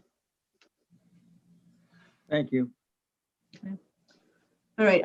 Can we go back to the grant page? And now John Rooney's waving at you. Hey, Ken, go ahead, Mr. Rooney. Now you're on mute, John. You're muted. John, you're on mute. yeah, I'm sorry. Have you been asked to, or do you intend to go back to the proverbial drawing board to, see if you can get to that 2% figure? Have you been asked to do that? No, period. End of question. You're asking advisory if we've been asked to do that? No, I'm asking, I'm wondering whether whether the schools have been asked to go back to come to present a 2% increase budget. So just in terms of budget process internally, so we ask, the way we develop our budget is we actually develop a 4% increase, a 3% increase, and 2% increase through the budget process, so that we can act rather nimbly in terms of where we need to fall in order to come in with what the town is context is. So we do have that planned out already. And basically one of the things we're waiting for is just more firm numbers from the state, because that could make a significant difference in terms of getting to a 2%. And that's what we're waiting for at this point in time. Yeah, but I just think it's important that we not reduce the quality of town services in order to achieve a number that's been put out there in a vacuum. I think that's a dangerous road to travel. And I agree, Greg. We're not necessarily looking for arbitrary cuts that just get deferred to next year. So that's not what advisory wants. We're looking for real things that are permanent, that you really can sustain as far as reductions. And if they're not there, then the arbitrary, let's punt it to next year, is not what we're looking for. No, and I think, our job as a central office leadership team, and my job as a superintendent, is to advocate for what I think is going to be fiscally responsible and educationally sound. And obviously that is something that I, when I present a budget and think about the reductions or increases, make sure it's not going to have, either a negative impact on students' overall experiences in our district. And So if you- Becky, go ahead. sorry, if you think about it, the schools is a significant percentage of the town budget. It drives it. You take a look at schools, contractual obligations, to staff, is a significant obligation that drives us also. So it's it's a process. So if that's 3%, Roger, you're already at 3%, right? And so what may help you is if you've got older teachers retiring and they're replaced by younger teachers, that has helped you in the past. But again, the special ed can kill you. And so that to me is still your big wild card. Very good. Becky, can we go back to the grant page, which is page 52? So I'm confused about where this money goes when it comes in. So I know it doesn't go into, I don't think, the town local receipts fund. So assuming it goes straight to the schools, everything that's listed here, where do you put it? I mean, it's not, I assume these are not budgeted grants. That is, you haven't already reduced your budget by what you think you're going to get, like you do the special ed with circuit breaker. But maybe I'm wrong.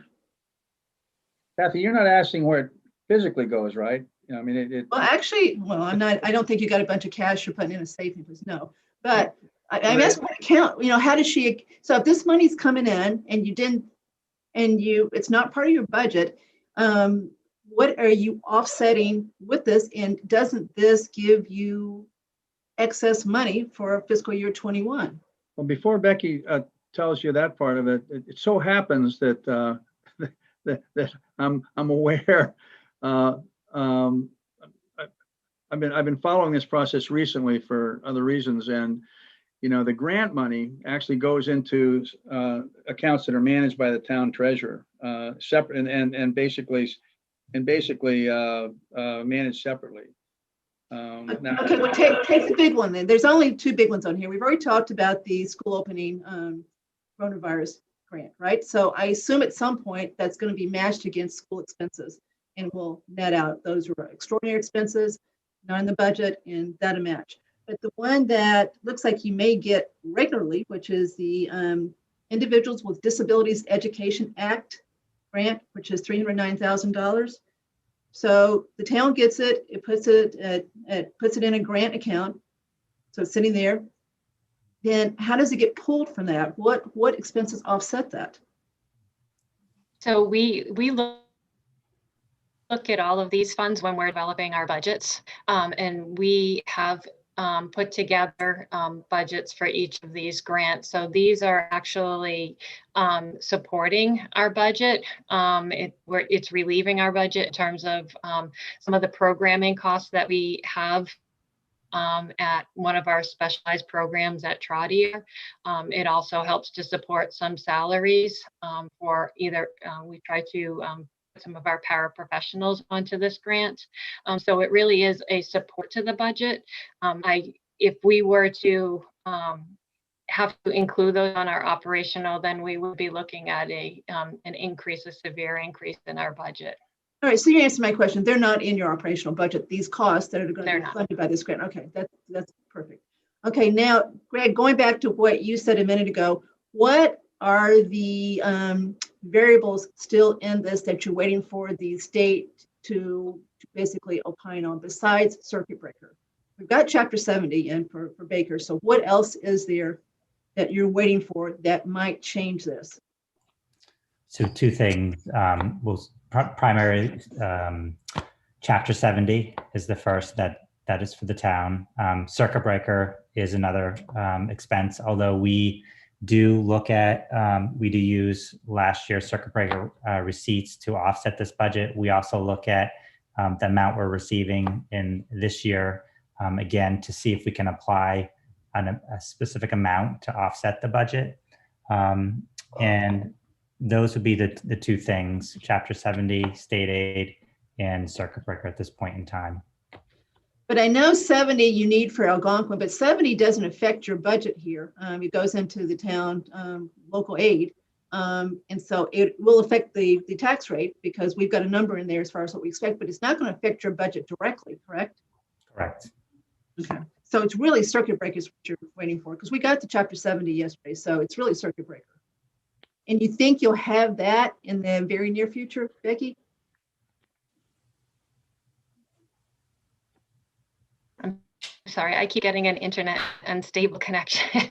So circuit So I breaker. missed that Remember, it says, question. when do you think you'll hear about circuit breaker for fiscal year 22? We typically don't hear about circuit breaker until the summer months, because we do need to finish the school year and then we need to file. We do our filing usually in June as we're ending the year, and we submit, and then we usually get our numbers, I want to say, in August. Okay, that's perfect. A couple of quick things, then we'll get to Algonquin. Greg, I don't think in this presentation you've got the K through 8 classroom sizes. I know you do in the regional, and maybe it's here and I just missed it, but if it's not here, can we get it in here? Sure, it is on page. Just give me 1 minute.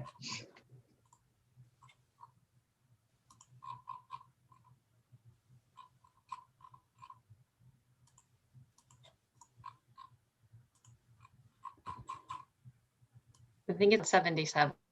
Yeah, I think 77. Okay, so thanks for that. And one thing I want to make sure the school committees know, SEF, Southborough Educational Foundation, has been folded into the Southborough Community Fund, but it's still alive and well. So make sure the teachers, and this is more, I wish the principals were here, the principals and then the teachers know that they should continue to apply for grants in the spring, because all the money from SEF went over to Southborough Community Fund, and they absolutely are going to have a education component to what they grant. So you still should expect to get, grant money from them to start, new things that you think are cutting edge, et cetera. So it's still here. It's just under a bigger umbrella right now. Okay, health insurance. That's my last one. This will fly to Algonquin too. Then we'll go to Algonquin. So Greg and Becky, help us with this. Do the schools bargain with Tufts and Fallon or whomever on their own, and then the town does its own thing? Or do we join forces as a bigger group to try and negotiate better rates? So at the regional level, we do partner with the town of Northborough to negotiate rates. We use NFP as our provider to help negotiate. And we also in Northborough, in the region, we have a single provider. So that is at the regional level. In Southborough, we do not partner with the town to negotiate rates at this point in time. So you do your own thing in Southborough with the schools? Yep. Southborough town, okay. Because The employees are actually on the town insurance. At the regional, we bargain insurance. Okay, so Becky, did you just say that the 2 plans that cover the town employees are the same 2 plans that cover the school employees for K through 8? Okay. That's and correct. The it's K one through big- 8. It's one big negotiation. You don't get your own rates, and the town gets its own rates for those 2? The town negotiates. The town, sorry, Greg. Okay, so the town negotiates it for you guys too? Correct. Okay, all right. Okay, so unless anybody's got any further questions for K through 8, let's turn our attention to regional. Kathy, Yes. it's Kathleen. Hey, Kathy. So before you move off of K8, I have been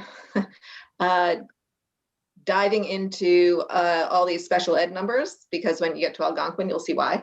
And John Rooney had a question about trends.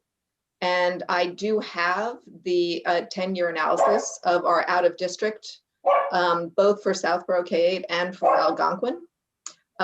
So do you want to hear Southborough's before you move off of Southborough? Sure. Because the moral of the story is there is no trend. Okay, so you just muted yourself. We didn't hear the last word. She said there's no trend. Oh, no trend? Yeah. There is no trend, which has been, as Kathy said, Mary Beth and my frustration throughout, I mean, basically history, right? Is that you can't, I can't understand how anybody expects us to plan and to make any kind of estimations as to what we can do with our budget when we have such huge, unbelievable swings. So do you want to hear them in dollars or do you want to hear them in percentages? Kathy, before you begin, I wasn't intimating that there was a frustration. I just wanted to know if there was any trend. I wasn't trying to point to any trend or point to any lack of effort. That I just wanted to know. I don't think anybody thought you were. No. No. I'm just, the reason I'm bringing up frustration is because we have absolutely zero control over doing any kind of controlling of these. It's our frustration. Yeah, she's not frustrated with you. I'm sure She's yours frustrated also. with the process and the system.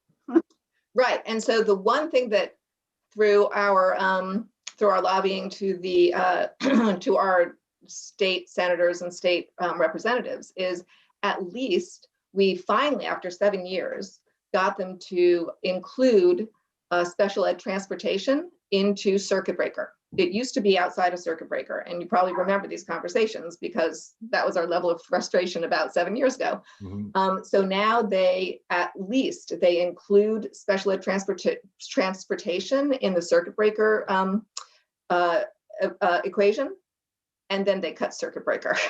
So our point was at least special ed transportation is such a swing. It can swing like $300,000 in 1 year. So at least if you include it in the circuit breaker reimbursement, then first of all, that will absolutely more accurately reflect what each district's special ed costs are, real costs are. And secondly, at least you'll get some relief. So at least that happened, but in any event. So I guess I don't have to go through the numbers. There is no trend. It goes from 5% up 1 year to 40% down 1 year, and then it'll go up 10%, maybe 6%, and then you'll just have these huge swings. And I can give you precise numbers at Algonquin because that's where it's really hitting us right now, if you'd like. And just to be clear, 5% of $5 million is a lot of money. 10% Well, of $5 million. My analysis was only of out of district. Okay.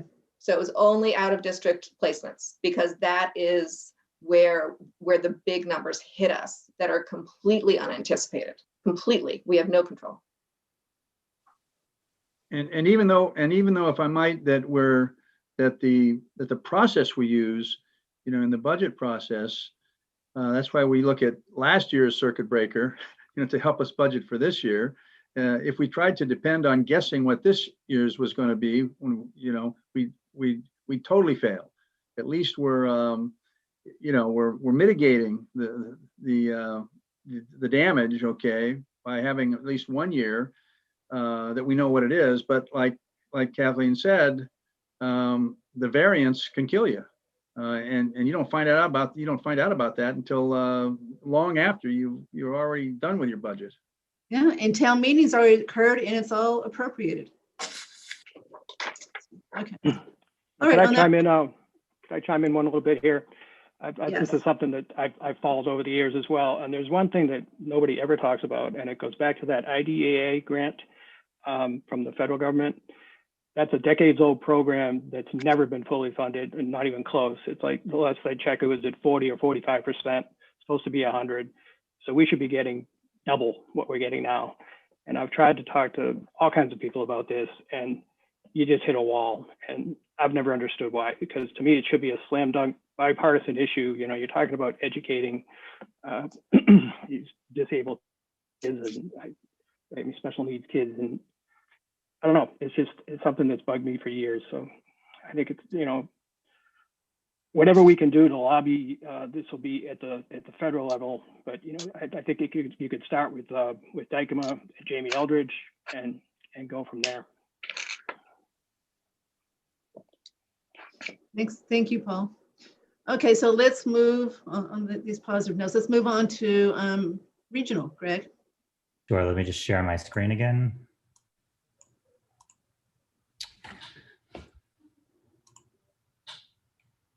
So again, the one point I'll begin with is that this budget presentation was updated actually today with the governor's House 1 budget. So we have some of the most updated data. So in your budget book, the budget presentation has already been revised in terms of state aid and some other numbers that we do have a better handle on at this point in time. So I will not go through the same statement of vision and mission or the budget process. We use a parallel process in all three of our districts. So at the Algonquin Regional High School, it is a similar process. And again, I will start with where we left off with at the end of FY21. So again, this table really outlines the process that we took in fiscal year 21 to present a budget to the communities of Northborough and Southborough. Pre-pandemic, we were hoping to present a 3.31% increase. But again, the pandemic, the unexpected pandemic resulted in us having to go back to our voted budget and amend it. So it was eventually a 1.5% increase. And again, looking at the way we came to that reduction to get to a 1.5%, it was a reduction of 3.9 FTEs. Again, technology, similar to the Southborough pre-K through 8, technology purchases, classroom textbooks, general supplies, and library materials, really deferring some purchases in fiscal year 21.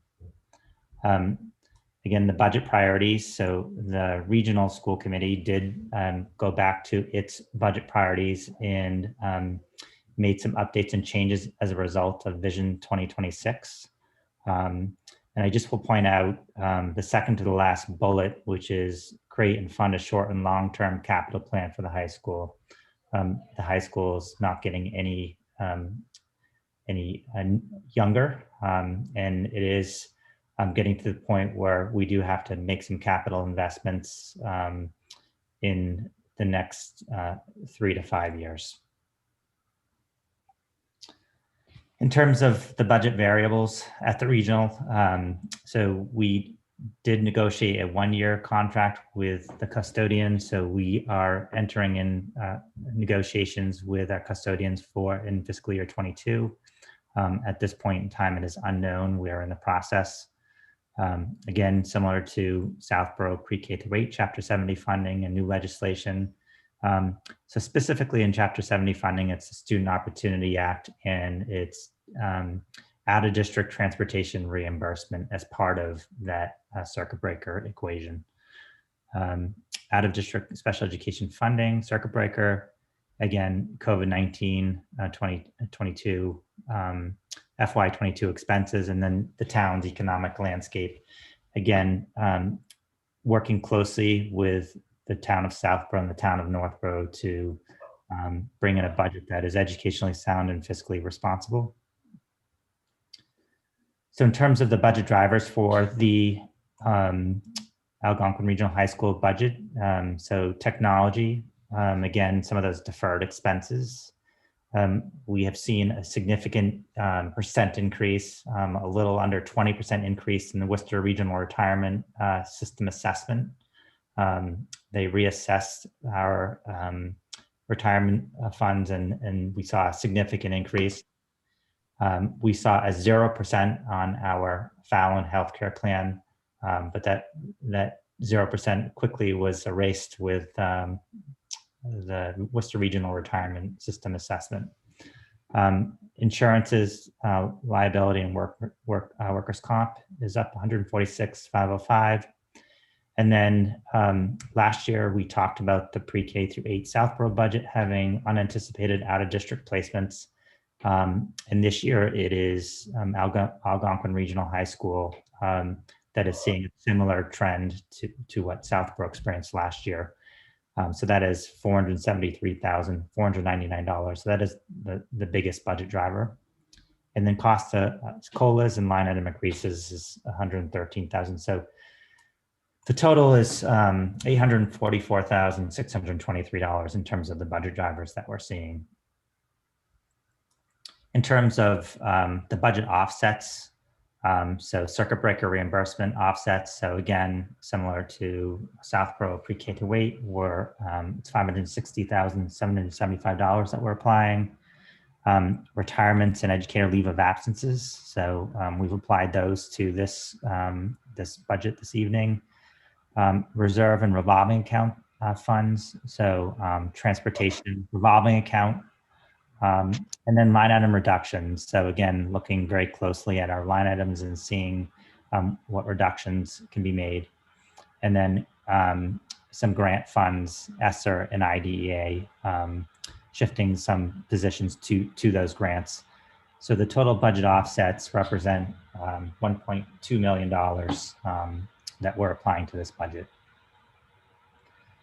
So in terms of the overall recommended budget at this point in time, it is $24,976,703, which is a recommended increase of a 3.50% over FY21.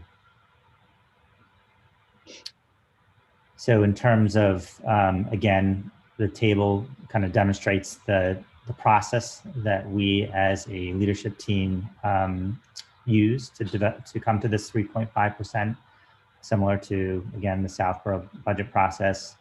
The Algonquin Regional High School leadership team and central office team really looked at, without financial constraints, what are some of the things we'd like to see and explore. That budget represented an 8.78% increase. Again, knowing that that would not be fiscally responsible, we went back to the drawing board. We came up with a 4.7% budget increase. And then that was presented to the school committee. And then and the last iteration was a 3.5%, which is where we are today. Similar to Southborough, the regional school committee did not vote the recommended budget because we are, again, sharpening our pencils and taking a closer look to see if there are any other reductions that can be made without impacting the educational programs at Algonquin. So similar to Southborough, instructional resources and professional learning. So history and social science resources, the state framework is a pre-K through 12 framework. So history and social science resources is an area where we're looking to purchase. Also expanding professional learning, so investing in our teachers' knowledge in a variety of areas, including differentiated instruction, instructional technology, and culturally responsive pedagogy. Translation services, so this is a theme pre-K through 12. Again, we are becoming more diverse and we are translating all resources so our families have access to the resources in languages that are required. And then lastly, I did speak about this in the prior presentation, the substitute management system. So again, this tool will be used in Southborough pre-K through 8 and at the regional level 9 through 12. So in terms of the recommended budget distribution, so again, the statutory assessment. So our total budget is the 24 million. So we did receive the House one, Chapter 70 state aid, which was $3,209,584. We did also receive the projected regional transportation aid that was pretty much level funded at $700,889. Revenues, and that totals a little under $4 million. So that gets reduced to the overall budget, and the total budget after offsets is $21,046,230. So then the next number that's very important to us is minimum local contribution. Again, that number is released through the governor's budget. And again, that number is a calculation based on a number of factors, including enrollment, foundation enrollment, the wage adjustment factor, inflation, property values, and the municipal revenue growth factor. These numbers are a bit difficult to project, but we actually have actual numbers, which is helpful. So after all of the reductions, the total is $7,716,977. And this is the amount that is apportioned by per the regional agreement. And before I speak to the regional agreement, obviously enrollment trends are something that we monitor very closely for both communities of Northborough and Southborough. If you look at fiscal year 15, you'll see that it was 58.3% to 41.61%. And as you look down, what we're seeing is more Northborough students than Southborough students. So FY22, the percent enrollment of Northborough students is 63.64% and 36.36%. And this is the most imbalanced enrollment that we've seen in over a decade. And then just in general, we're seeing a decline in enrollment at Algonquin Regional High School in both communities. However, we've seen a greater decline at the Southborough, in the Southborough community than the Northborough community. So then we get to the apportionment by the regional agreement.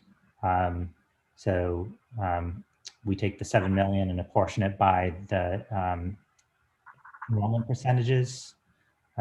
We take the minimum local contribution, and that is the amount of assessment for each of the communities.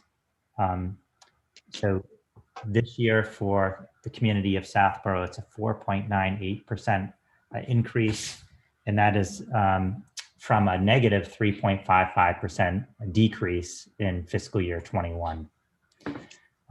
So one of the mechanisms the regional school district has to offset any assessments is excess and deficiency. So the regional school committee did set a policy to maintain E&D at a floor percent of 3.25% and a ceiling at 3.25. We've done a really good job of maximizing E&D, and we did some initial calculations of if the school committee asked the finance team to look at if we were to apply the amount to get to us to the floor of the E&D policy, how much could we apply? That amount is $500,000. If we applied the $500,000 to reduce the assessments of the communities, that would bring the Southborough increase to a 2.51%. And again, we are running different scenarios. The regional budget operational subcommittee is meeting again, but I don't want to speak for the regional committee, but I think there is an appetite to strongly consider applying E&D to make the assessments come in at a amount which fits in with the town's economic landscape. So Greg, the 500 is your recommendation? Yes. So my recommendation, was $600,000. And at our last operational budget subcommittee, the committee asked us what amount would get us to the floor of its policy of the 3.25% minimum in E&D, and that number is $500,000. So this is the amount that we've applied as an exercise to see what impact it would have. But yes, it is my recommendation to use E&D to reduce the assessments. And again, exact amount would be up to the school committee.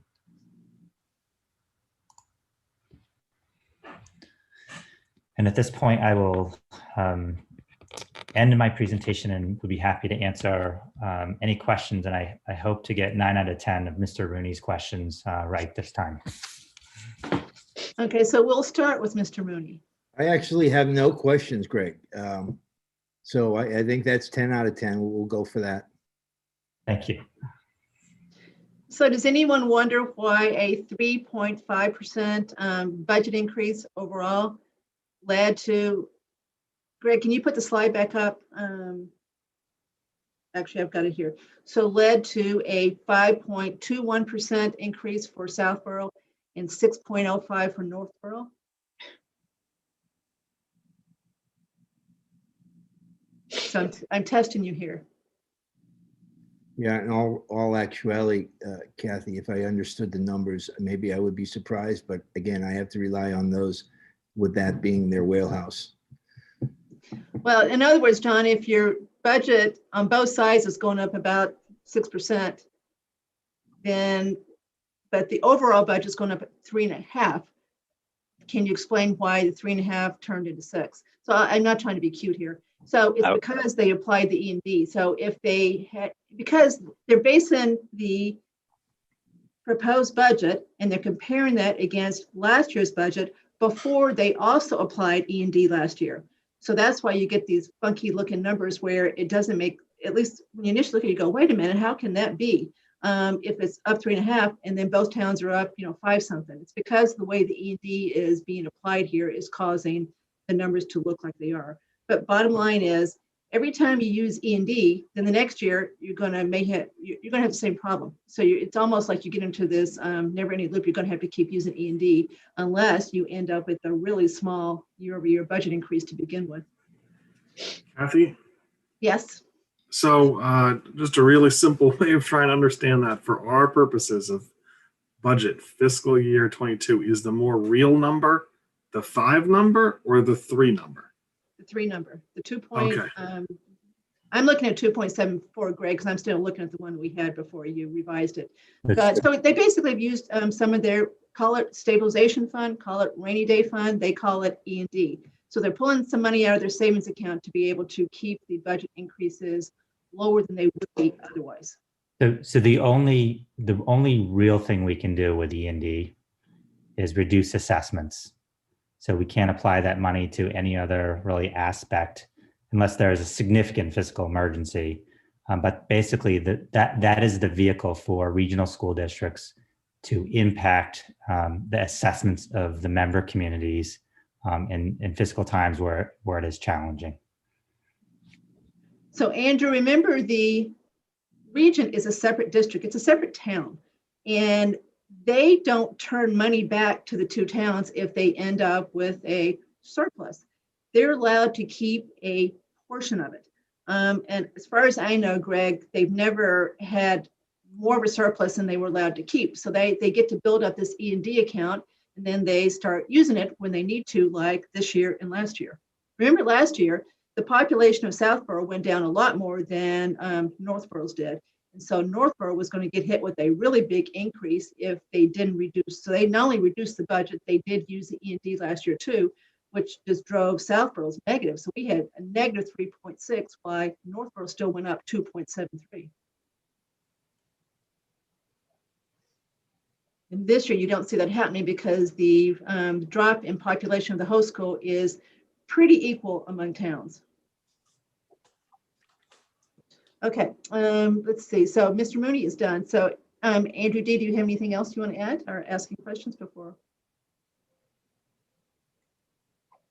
No. Let's see. Judy, our teacher? No questions. Judy's always worried about reductions in headcount to make sure that they're fair and not arbitrary. It looks like that's the case this year too. Looks like there's not any. Jason? 2 questions. One, where is Northborough at with their review of this? Obviously, given, I'll call it the disproportionate split. So we, wondering where they're at. yeah, so we, similar to Southborough, we meet on a weekly basis with Northborough and have conversations around projections. The finance team and I do our projections, so it is not a surprise of what we're projecting in terms of the assessments and increases. So they are aware, and we are similar. We are in close range of what their budgets allow at this point in time. Well, Greg, I would think they're pretty happy with this. And Jason, go back and look at their history. 3, 7, 3, 9, 8, 3. So they're probably fine with the 3.52, right, Greg? Yeah, I mean, I think the challenge is, again, just in terms of budgeting, when you have these, we looked at the historical Southborough budgets, we had the 14% increases. What we're trying to do is make it predictable. So I'd rather have 2.5 to 3% increases over a period of time than zeros and then tens and then 5. So we're really trying to have a more stable increase, because any significant increase in assessment or budget number impacts the town significantly. But isn't that hard to do when you can't control the relative percent of each town's population in the school? Yeah, I mean, the bottom line is the assessments, the enrollment does what it does, and the assessments are what they are based on the regional agreement and how it's apportioned out. But the E&D is, again, the mechanism where we can try to have an impact on a town's overall assessment. So question 2 is 2 parts. One, the capital plan that you have in the packet, all the items that don't have the red on them that are deferred, am I right that those are in the operating line item for facilities and maintenance and capital budgeting? Or is there a separate warrant article that the region is going to be looking for on any of those? Yeah, so we have, great question. Historically, the regional school district has funded its capital projects through its operational budgets and also revolving accounts, rental fees, and so forth. The Algonquin High School is at the point where we need to look at making some investments. And one of the things we would like to do is start bringing to the towns of Northborough and Southborough warrant articles for some capital projects, so they don't. Again, you can't defer capital projects forever. So you have to have some type of maintenance plan. So that's the first thing that we would like to do, is bring a potential capital article, small in nature, to the towns of Northborough and Southborough for consideration. The second thing that we would like to do is create a capital stabilization fund, which is similar to E&D, where we can have 5% of our upcoming fiscal year's budget in a capital stabilization fund for the sole purpose of funding capital projects. That was brought forth as a warrant article in the town of Southborough, I believe 3 years ago, but it was not approved. However, we would like to bring that forth if the warrant opens up again. And the purpose of that would be to really create a capital stabilization fund for the school committee to make decisions around depositing funds for some of the larger capital projects. So we will not have to go to the town and say we need $500,000 for this project. We would have some funding for that. So it's really 2-part. We'd like to create a capital stabilization fund, which requires a town vote in both communities. Northborough has already approved it in 2017, and I think we hope to bring that forth in Southborough. And secondly, looking at a small warrant article for an item on the capital project list. And that's for FY22 though, Greg? That is.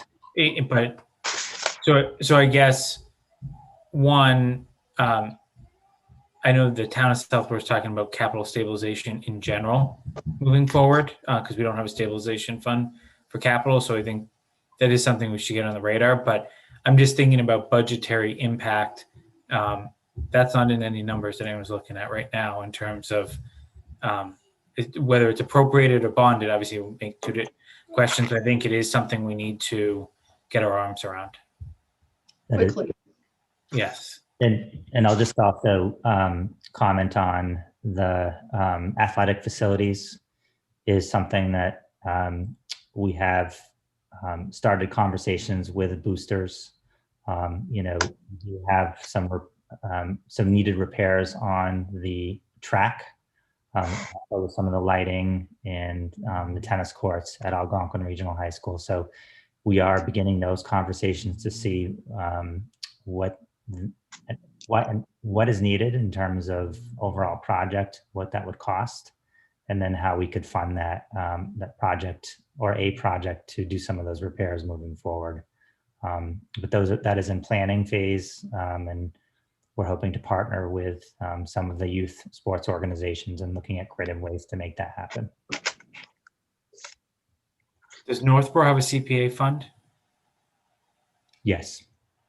So I don't want to divert the conversation tonight, but that's also another avenue. And I don't know how Southborough can play into that or not, given the physical location of the site. But I guess maybe a to-do, Greg, and we can coordinate with you and whoever's appropriate to figure out how to best advance or create additional conversation around the capital items, especially given it's not being carried right now anywhere.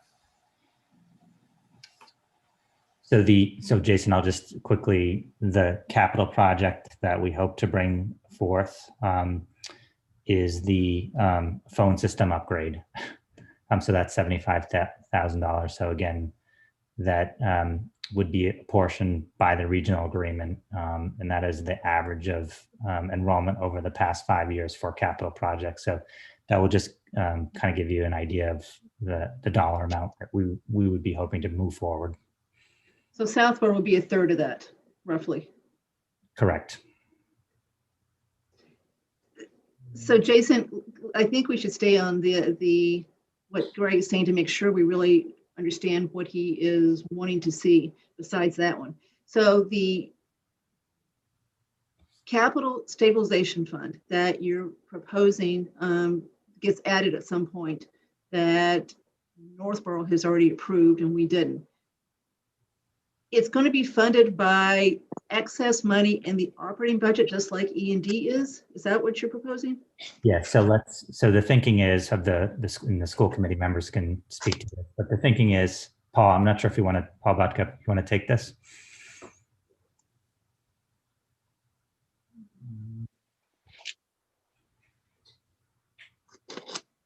Oops, Paul, I think you're muted. Yeah, you're muted, Paul. Okay. Yeah, I got it. You know, when you at town meeting every year, the other departments have, you know, capital items on their budget. You know, recreation looks for capital separately than their operating budget, the police, fire, and yet for some reason the schools don't. And as Algonquin ages, you know, I was very concerned that sooner or later we're going to have some very large capital items that will start having the same sort of impact on our operating budget as, you know, district out of placements for special ed students. You know, things that just kind of come out of nowhere and really cause the budget to fluctuate wildly from year to year. And, you know, to treat it separately as kind of a capital item for the two town meetings to look at and vote on separately. You know, we kick these cans down the road so many times in our budgeting process because we're just looking to save money one way or another. And those things all become the you know, kind of the scapegoat. I mean, they're the redheaded stepchild that we just beat to death, asking our facilities manager and our teachers to live without those spends because it's an easy thing to do. You know, it's not the way we ought to be running that ship any more than, you know, it's the way we expect fire or police or rec or DPW or anyone else to run theirs. And you know, we were just hoping to get even just one or two items on this year's warrant, but by the time we knocked on the door, we heard that the warrant had been closed. So Paul, maybe I think it's two different things. So there is a capital placeholder that ultimately will be sponsored by Board of Selectmen. I know traditionally the school committees sponsor it, but I do think, Greg, anyone from the region, we should coordinate a discussion with capital planning, who would ultimately bring forward the ultimate plan to town, which includes all those same budgets that you mentioned, Paul. Because I'm only one vote, but my view is these items shouldn't be in operating budgets for the size of some of these things, and they should be properly vetted and planned and coordinated. And I think, Roger, I don't want to put you on the spot from the Southborough side, but I think we've seen a lot more of that in the last couple of years. At least that's the extent of my involvement. And I think it's working really well to come up with a coordinated plan. And obviously we just have another town to worry about here too. But I do think there is a path forward, that you're not paying for something all in one year. And some of these things should be bonded. And we all know what interest rates are right now. So things shouldn't be kicked down the road just because of an operational budget. It should be looked at in a grander scheme to find the right balance between need and financial stability. We agree. Yeah, the stabilization fund for capital going forward is a kind of a separate item, and that's, my guess, knowing how the budgets work, it will take us a while to build up any material amount of money in that sort of an account, unless the town just primes the pump in some sort of method. And I don't know that this is necessarily the budget year to be asking for anything like that, other than conceptually to kind of put it out there. We could swing, besides some of the E&D money going towards the assessments, maybe we split some of that E&D money up and prime the pump of a future capitalization fund as well. But it just, right now, the way we work it in operating budgets, as the school gets older, it really seemed like the time had come to address it. And we're kind of hoping that we get the support of the advisory groups. And, Greg has raised it with both Purple and Kildare in the two towns, and they know we're thinking about it. It seems to make sense to me. And going forward, it's kind of, we're hoping to get your support as well. But is this the right way to do this, Paul? And by the way, the town kicks the stuff down the road too. It's not just regional. So the town does the same thing. We now have a capital planning committee that hopefully is going to improve that process, and it has improved it. But the other way to do it is to put it into the regional budget and assess it. So, because the way you're proposing to do it, each town is going to have to deal with it separately. And what happens when Northborough says yes and Southborough says no? You got the same thing that we're talking about as far as the capital stabilization fund. So if you kept it inside region and basically said it's part of the budget, obviously we're going to have a bigger assessment than we normally do. But it seems to me that might be the better way to do this than to add an item to each town's capital warrant article and have each town look at it separately and vote separately, because you could get a split vote. Well, and if we do, as happened when we first tried to set up the capital reserve fund, if it gets voted down in town A, we just didn't even propose it to town B.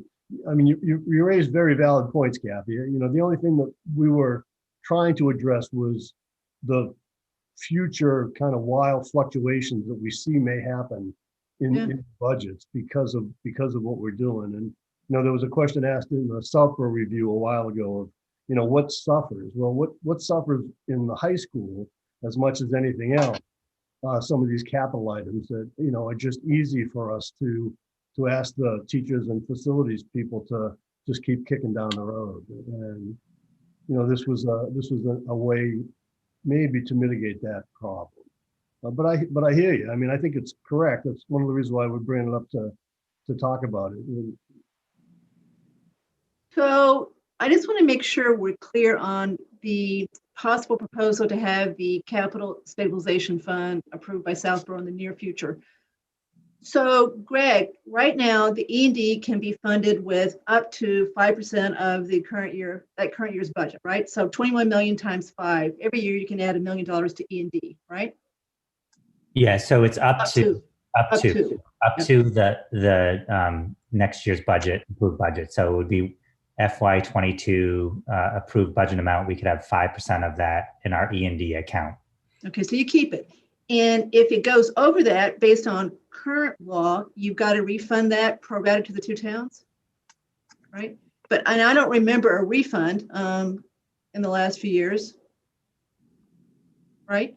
Yeah. So that means you haven't gotten the full 5%. So where would you get the other 5% to do the capital stabilization fund? So again, it would be, so we have, I look at three potential liabilities that we have. Well, not liability. So we have E&D, again, to reduce assessments. We have OPEB, which is another unfunded liability that we have. And then we have these capital projects. Those are the three areas. So the only mechanism we've had to take any good budgeting money at the end of the year and whatever excess we have has gone into the E&D account. That's the only account that we've had. So what we're trying to do is create, again, the capital stabilization fund. And then also, I know the committee is considering creating an OPEB policy. So we have these three mechanisms working in concert. So the school committee has decisions. So a portion would go into capital stabilization fund, potentially a percent would go into funding OPEB, and then a portion would go into E&D. So again, having a more diversified strategy with any end of the year funds that may exist. Okay. All right. Jason, is that it for you? It is. Thank you. All right, Mr. Martell? Yeah, I had two questions. One was a follow-up on the phone capital project. I'd like to ask if you've considered a soft phone solution, which may be cheaper and in fact may not actually be capital at all. So we are actually currently in the process of investigating a soft phone application for the phone system. That is preliminary. Okay. But we are exploring all options. We do have VoIP systems in our Northborough and Southborough school systems. So one of the things we're looking at also is to make sure we have single platform. So we're not having to manage multiple systems. But yes. Okay. And then the second question was, do you have a sense to what degree you're going to have to continue to support Southborough from a technology perspective? Is there a budget impact to that? So the current situation in Southborough with, can you give me, actually, I'm not sure if I understand, Tim. Well, with the loss of the director and how the town's been leaning on you. Yes, so we, I do have plans on calling Mr. Purple this week to discuss that. So we are partners with the town of Southborough, and we're willing to help as long as we can. But there's only a finite amount of time where we can provide that level of support. So I'm hoping that the town of Southborough has been successful in finding a replacement. But again, our goal is to partner and make sure Southborough and both Northborough have what it needs to be successful. But I hope the window is closing soon. Okay. All right. Well, we do thank you for the patience you've shown. So those are my two questions, Kathy. Andrew P. I think the only question I had, I think last year when you spoke, you talked about an ongoing trend of Southborough eighth graders not ending up in Algonquin. Is that trend kind of still happening, or what's any movement on that front? Yeah, so this year, and I think it's very challenging to really understand it this year because of the pandemic. We had the lowest percentage of eighth grade students enroll in eighth grade Southborough Trotter students enroll in Algonquin. It was at 77%. So typically we average around 83 to 85% historically. So we saw a 3% decline in last year's percent enrollment of 8th to 9th grade at Southborough, which was 81%. The promising news is that we saw a similar decline in the Northborough enrollment. Usually they have 102% enrollment from 8th grade to 9th grade because of move-ins and so forth. We saw, I believe it was a 98% this year. So we're trying to sort it out. And we're also working with a high school to really think about how we market Algonquin Regional High School to our middle school families beginning in 6th grade, because we do believe we have an outstanding program that rivals many private schools. And there are some students that might be attending private schools who we could recruit to attend Algonquin. That's all I had.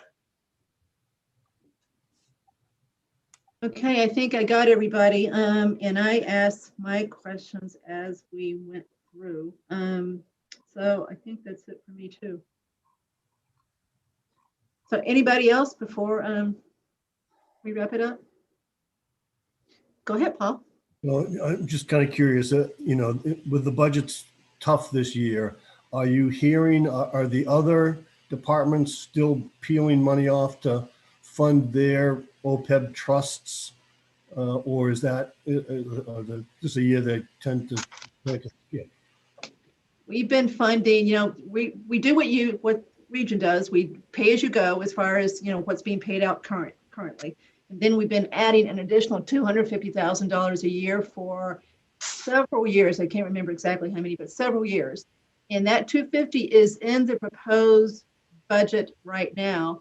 But I will say, I actually took it out of the one that I'm playing with to try to get it down. So to be determined whether we actually are going to do it. I'm hoping we can look at it, and with, the stock market did really well last year, even despite the pandemic. So I'm hoping that our return has been more than maybe projected, so that we actually think we could either reduce it and still end up being fully funded in 2031 or 32, whatever it is, or not do it at all. So to be determined, but we have done it consistently for the last 5 or 6 years. Okay, thanks. So let me just leave everybody with this thought as far as what we might be able to do to reduce cost permanently and still not impact our educational output.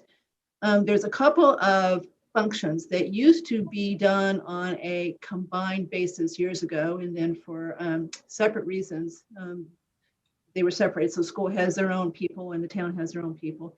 So it might be worthwhile, again, to look at possibly combining the facilities maintenance functions of the schools with the town. That used to be all under one umbrella. And now that we were starting to look, Greg, at maybe doing technology different than we have in the past. For example, possibly not buying servers that we need to buy, putting things on the cloud, et cetera. We're going to be meeting with the technology committee soon, and that's going to be one of our topics. So it still might be worthwhile to look at possibly combining the technology resources of K through 8 in the town to see if we can get a better result at less money. I mean, that's the only two things I can think of that we might be able to get some economies of scale to look at. So if you guys could think about that too, and then we can talk about that again the next time we convene. But it's nice to see everybody. Okay. Okay, all righty. I know these meetings are hard, especially Greg. I mean, I think he probably does one every other night at least. I see him a whole lot, and so does Jason. So we appreciate you guys coming out and doing this with us tonight. Thank you for the Thank you. Okay. All right, so we'll see you soon. So I would, Thank you. I think I need to ask to adjourn our meeting. If I could, the Southborough School Committee meeting, if we still have a quorum here, if I could ask for a motion to adjourn. So moved. Would be you. Jess, are you on? I am. I'm here. Would you be able to second? Sure, I'll second. Thank you. Okay. No discussion on that. I'll take a roll call vote. Kamali, Yes. Jess, Yes. and I vote yes. So we are adjourned at 9:07 p.m. Thank you. Bye, guys. Bye, everybody. Bye, both Bye. groups. Bye. Thank you. Bye. All right.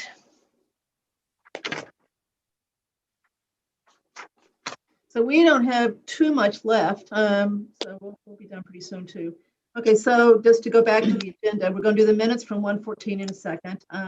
We've done the school budget discussion. I did the chair's report, but I did want to add one thing to it. I was rushing. Jason, I haven't read your email about vehicles. Do you think that there's anything that you've learned since the capital planning committee meeting that would change what's going to be asked for as far as vehicles for fiscal year 22? I think my personal view is no. That's fine. That's fine. So are you talking about police vehicles? It's just, I don't know what's in your email. I just know it's titled vehicles info, so I didn't know what was in it. So I didn't know if there's it was anything. from Chief Paul, so it's specific to police vehicles. I think it explains some of the debate back and forth. What I would propose, Kathy, is I think when capital planning meets next, I hope that now that we kind of know where the budget's landing, right? You know, there's no big game changers unless someone pulls a rabbit out of their hat. The capital planning kind of zeroes in on affirmative votes, reaffirming votes for what we think has to go forward, and see if we're split on anything or see if there's anything we remove. And maybe rank everything else. So I was surprised to hear what we heard tonight about school capital. My guess is you and Andrew were too, so we'll deal with it. But yeah, we'll have to. $3 million. Well, I don't know if you were understanding what I was trying to ask him math-wise. I wasn't trying to put him on the spot, but if the E&D is not fully funded anyway, and it's not, we never get money back, so they definitely don't get the full 5%, right? Then I thought what he was saying, they wanted to do another 5% for the capital stabilization fund. But then in the end, I don't think he said that. It sounded like they would basically reduce the E&D piece and put it into possibly an OPED fund like we've got, and or a capital stabilization fund. Because if that's not what they're saying, if he's saying, no, we want another 5%, that would be a big number. But it sounds like we got to do something, that it's time. And to me, these schools still seem so new, but they're not. They're 18, 20 years so old. we'll figure out a plan forward there, but that was a little bit of a surprise. I can tell from your face. Okay. Surprising that They have nothing in the town's capital plan. The entire region does not have anything in the town's capital plan for not only next year, but the next 10 years. That it's in the operating expenses. Well, it's in their own capital plan. At least it's, school, Algonquin's is separate. They've got their own plan, but we didn't know about it. So it's not in the town capital plan, at least our piece of the region, nor what K through 8 want either completely. So there's just a little bit of disconnect between what the schools need and what we have envisioned.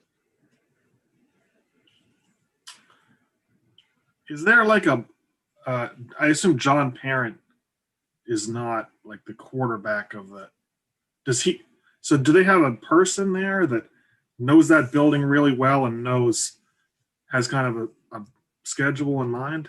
We used to, the town facilities director was their facilities director. It's a very big building. I mean, yeah. And so now they've got their own, they maintain their own buildings. The town has nothing to do with, John Parent has nothing to do with these school buildings. All right. So, all right. Kathy, I'm going to lose you in about probably 3 minutes. So I want to just give you a heads up. We still got him, so we're fine, Judy, and we're almost done. So we're almost done. Because I know you want to move on to the next topic, but just out of curiosity on the capital items that we can kind of expect to discuss. I definitely remember last year there being a lot of discussion about the windows at Town Hall. That was like a fierce debate about whether that could or should be postponed another year. And do you know you got a sense of what's going to happen on that? Yes, there's 2 people on this call that know exactly this. So go ahead, Jason. It's going forward as a CPA article. So CPA. Okay.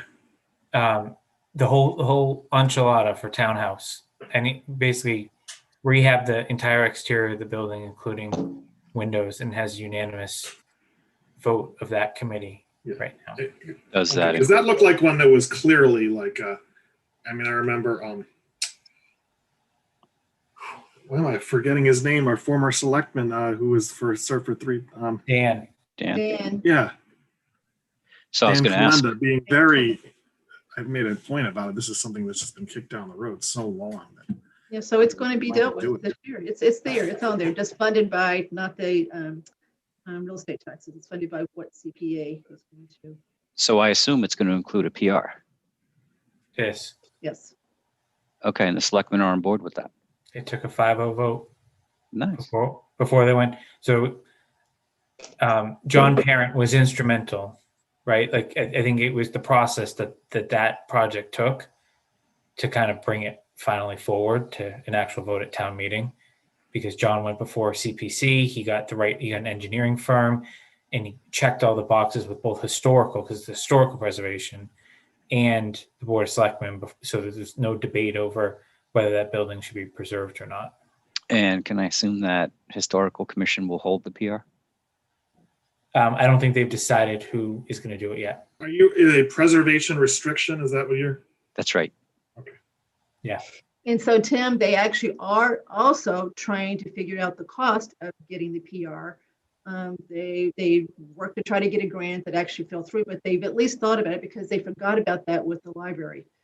So they learned their lesson. So they're trying to also get that worked out too. They forgot about it with the library facade? They forgot about the cost of getting it. Oh, the cost. The cost, yeah. Got it. Isn't that something that generally can come out of their administrative funds if they forget it?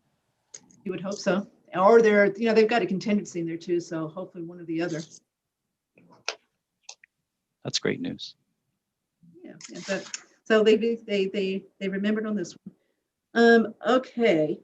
Anybody have any other comment on budget matters?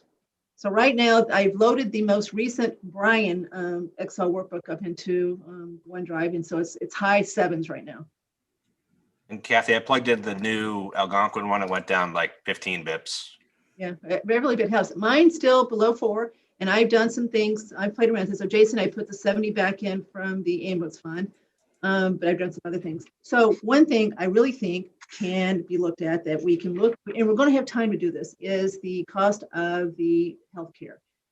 Brian, remember in the town, you heard what Greg said. The town does its own thing. We don't join forces with anybody else, like Northborough does with the region, and like Ashland and surrounding towns do. So we've got 2 plans, Fallon and Tufts. Fallon's come in at a 0% year-over-year increase. He's waiting for Tufts. He actually thinks Tufts is going to come in fairly low too, but I'm not sure how he knows it to get it, but that's what I think he thinks. So we'll see, but I just don't know why we don't call this advisor that they use in Northborough and say, help us look at this.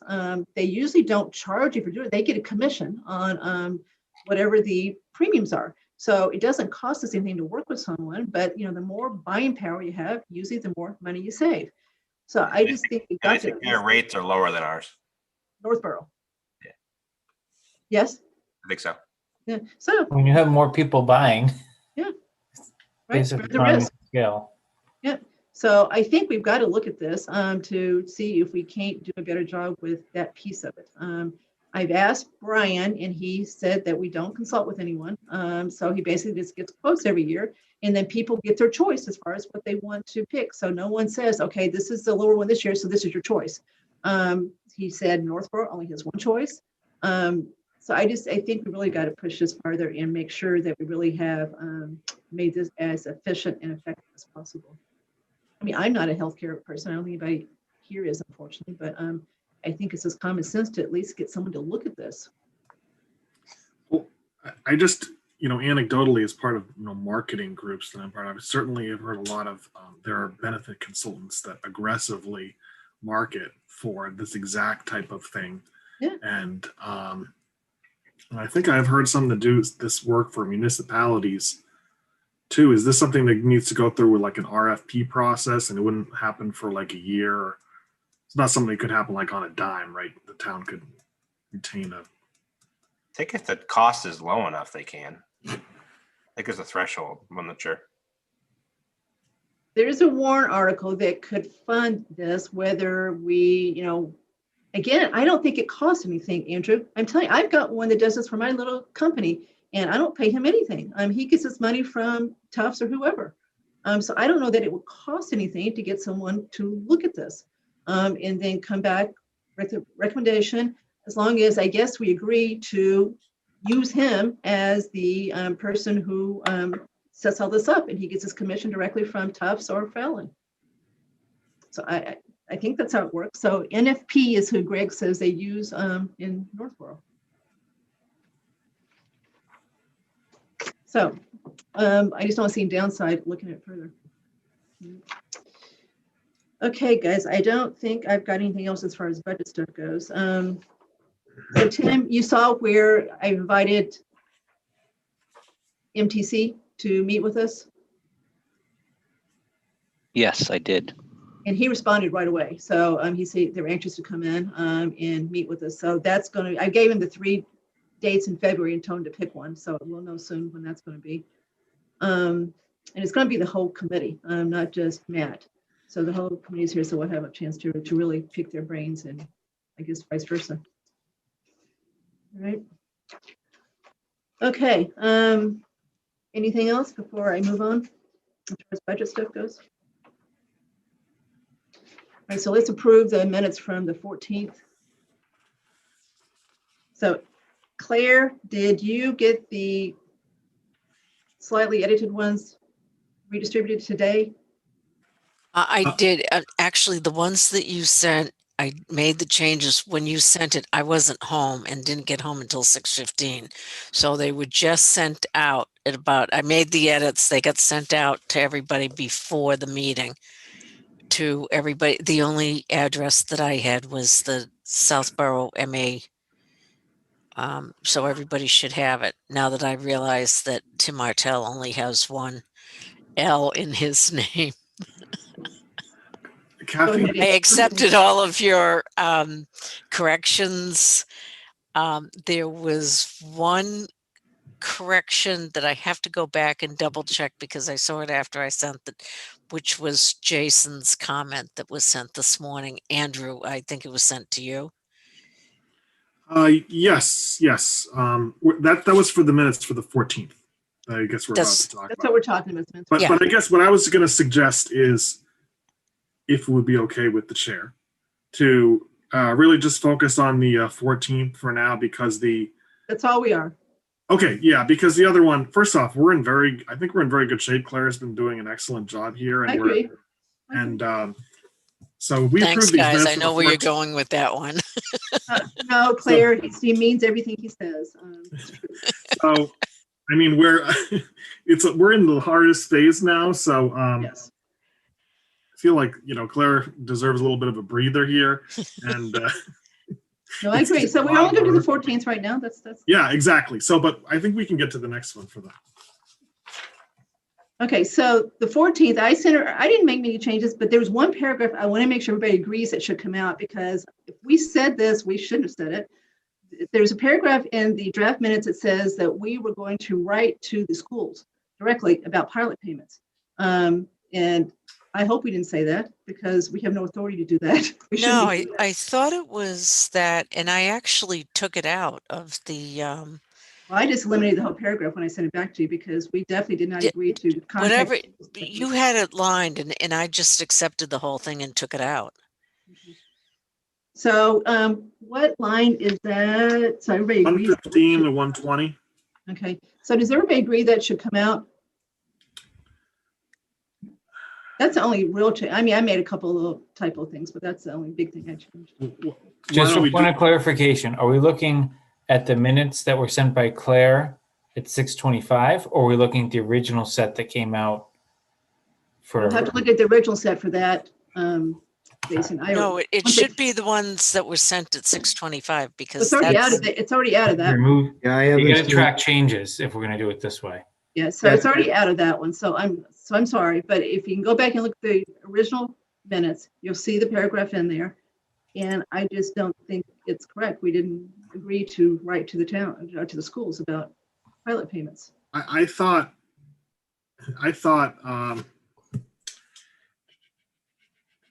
Okay, are we talking about the January 14th minutes or the Yes. January 20 minutes? January 'Cause I 14th. thought that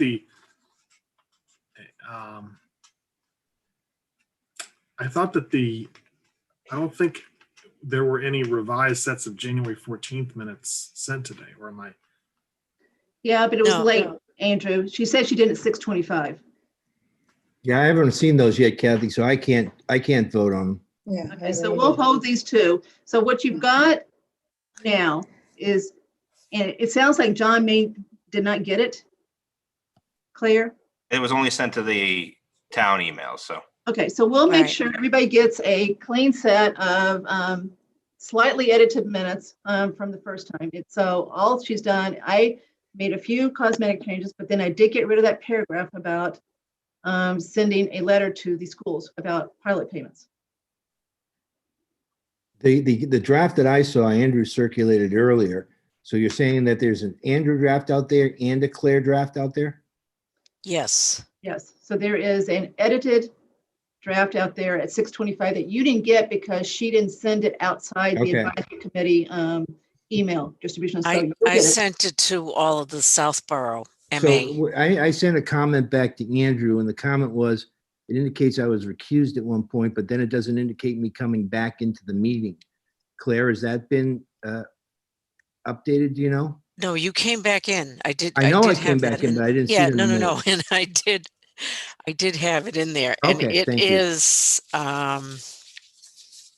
let's see. No, as long as it's in there, I'll take a look at them, Kathy, but if we could just put those over next week would be my preference. Okay, that's fine. So this is so Andrew, if it's okay with you. So if anybody's got any comments on those minutes, go ahead and send them directly to Andrew and Claire and let her get them all in there and resend a clean draft that should be good to go.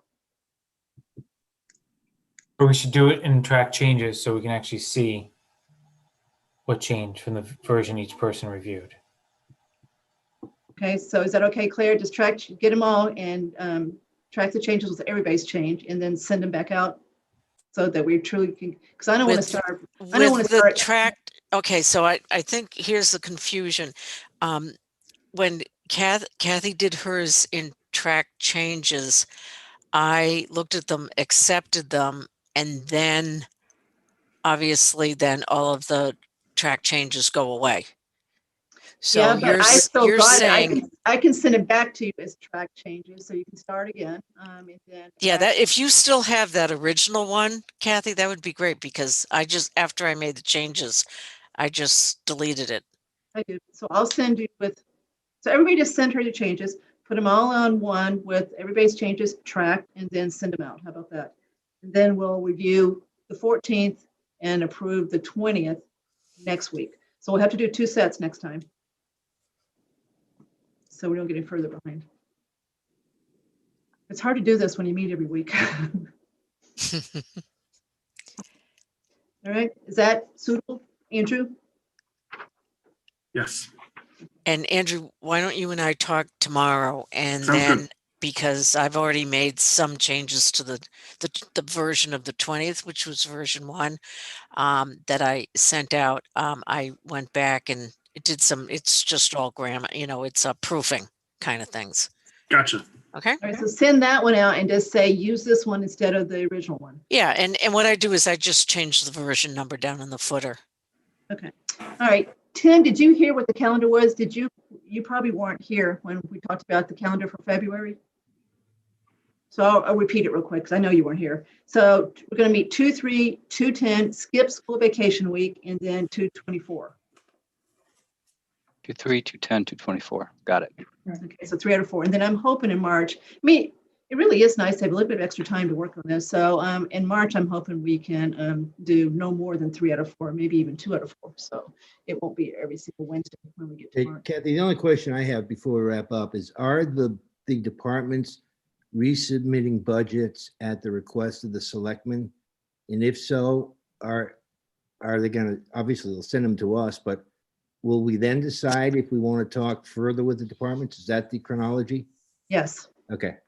So far, we know we're going to talk to Board of Health again because they've asked to. They want a chance to defend their request again. And then we definitely need to speak with the schools again once everything settles down and see where things really fall out. Okay. It's 2/3 of it. So yes, John, long answer to your short question. Yes, we will certainly re-meet with who we need to. So Tim, do you think it's crazy to talk about trying to do technology town-wise, including the schools, if we really are going to end up with a lot of things on the cloud, et cetera? I think it makes a lot of sense to regionalize technology, to be honest with you.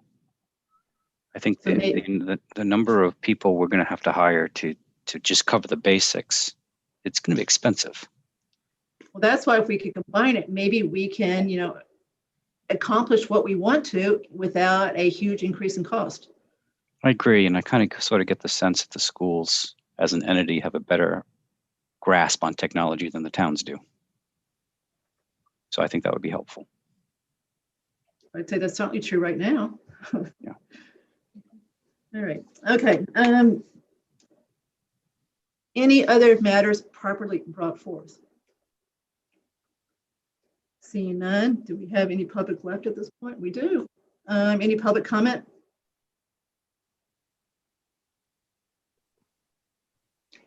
Seeing none. Judy, would you please make a motion to adjourn? I move we adjourn. Second, Second. roll call vote. Judy, Aye. Cook, aye. Mr. Dennington? Jason, Aye. Timothy, Aye. Mr. Pfaff, Aye.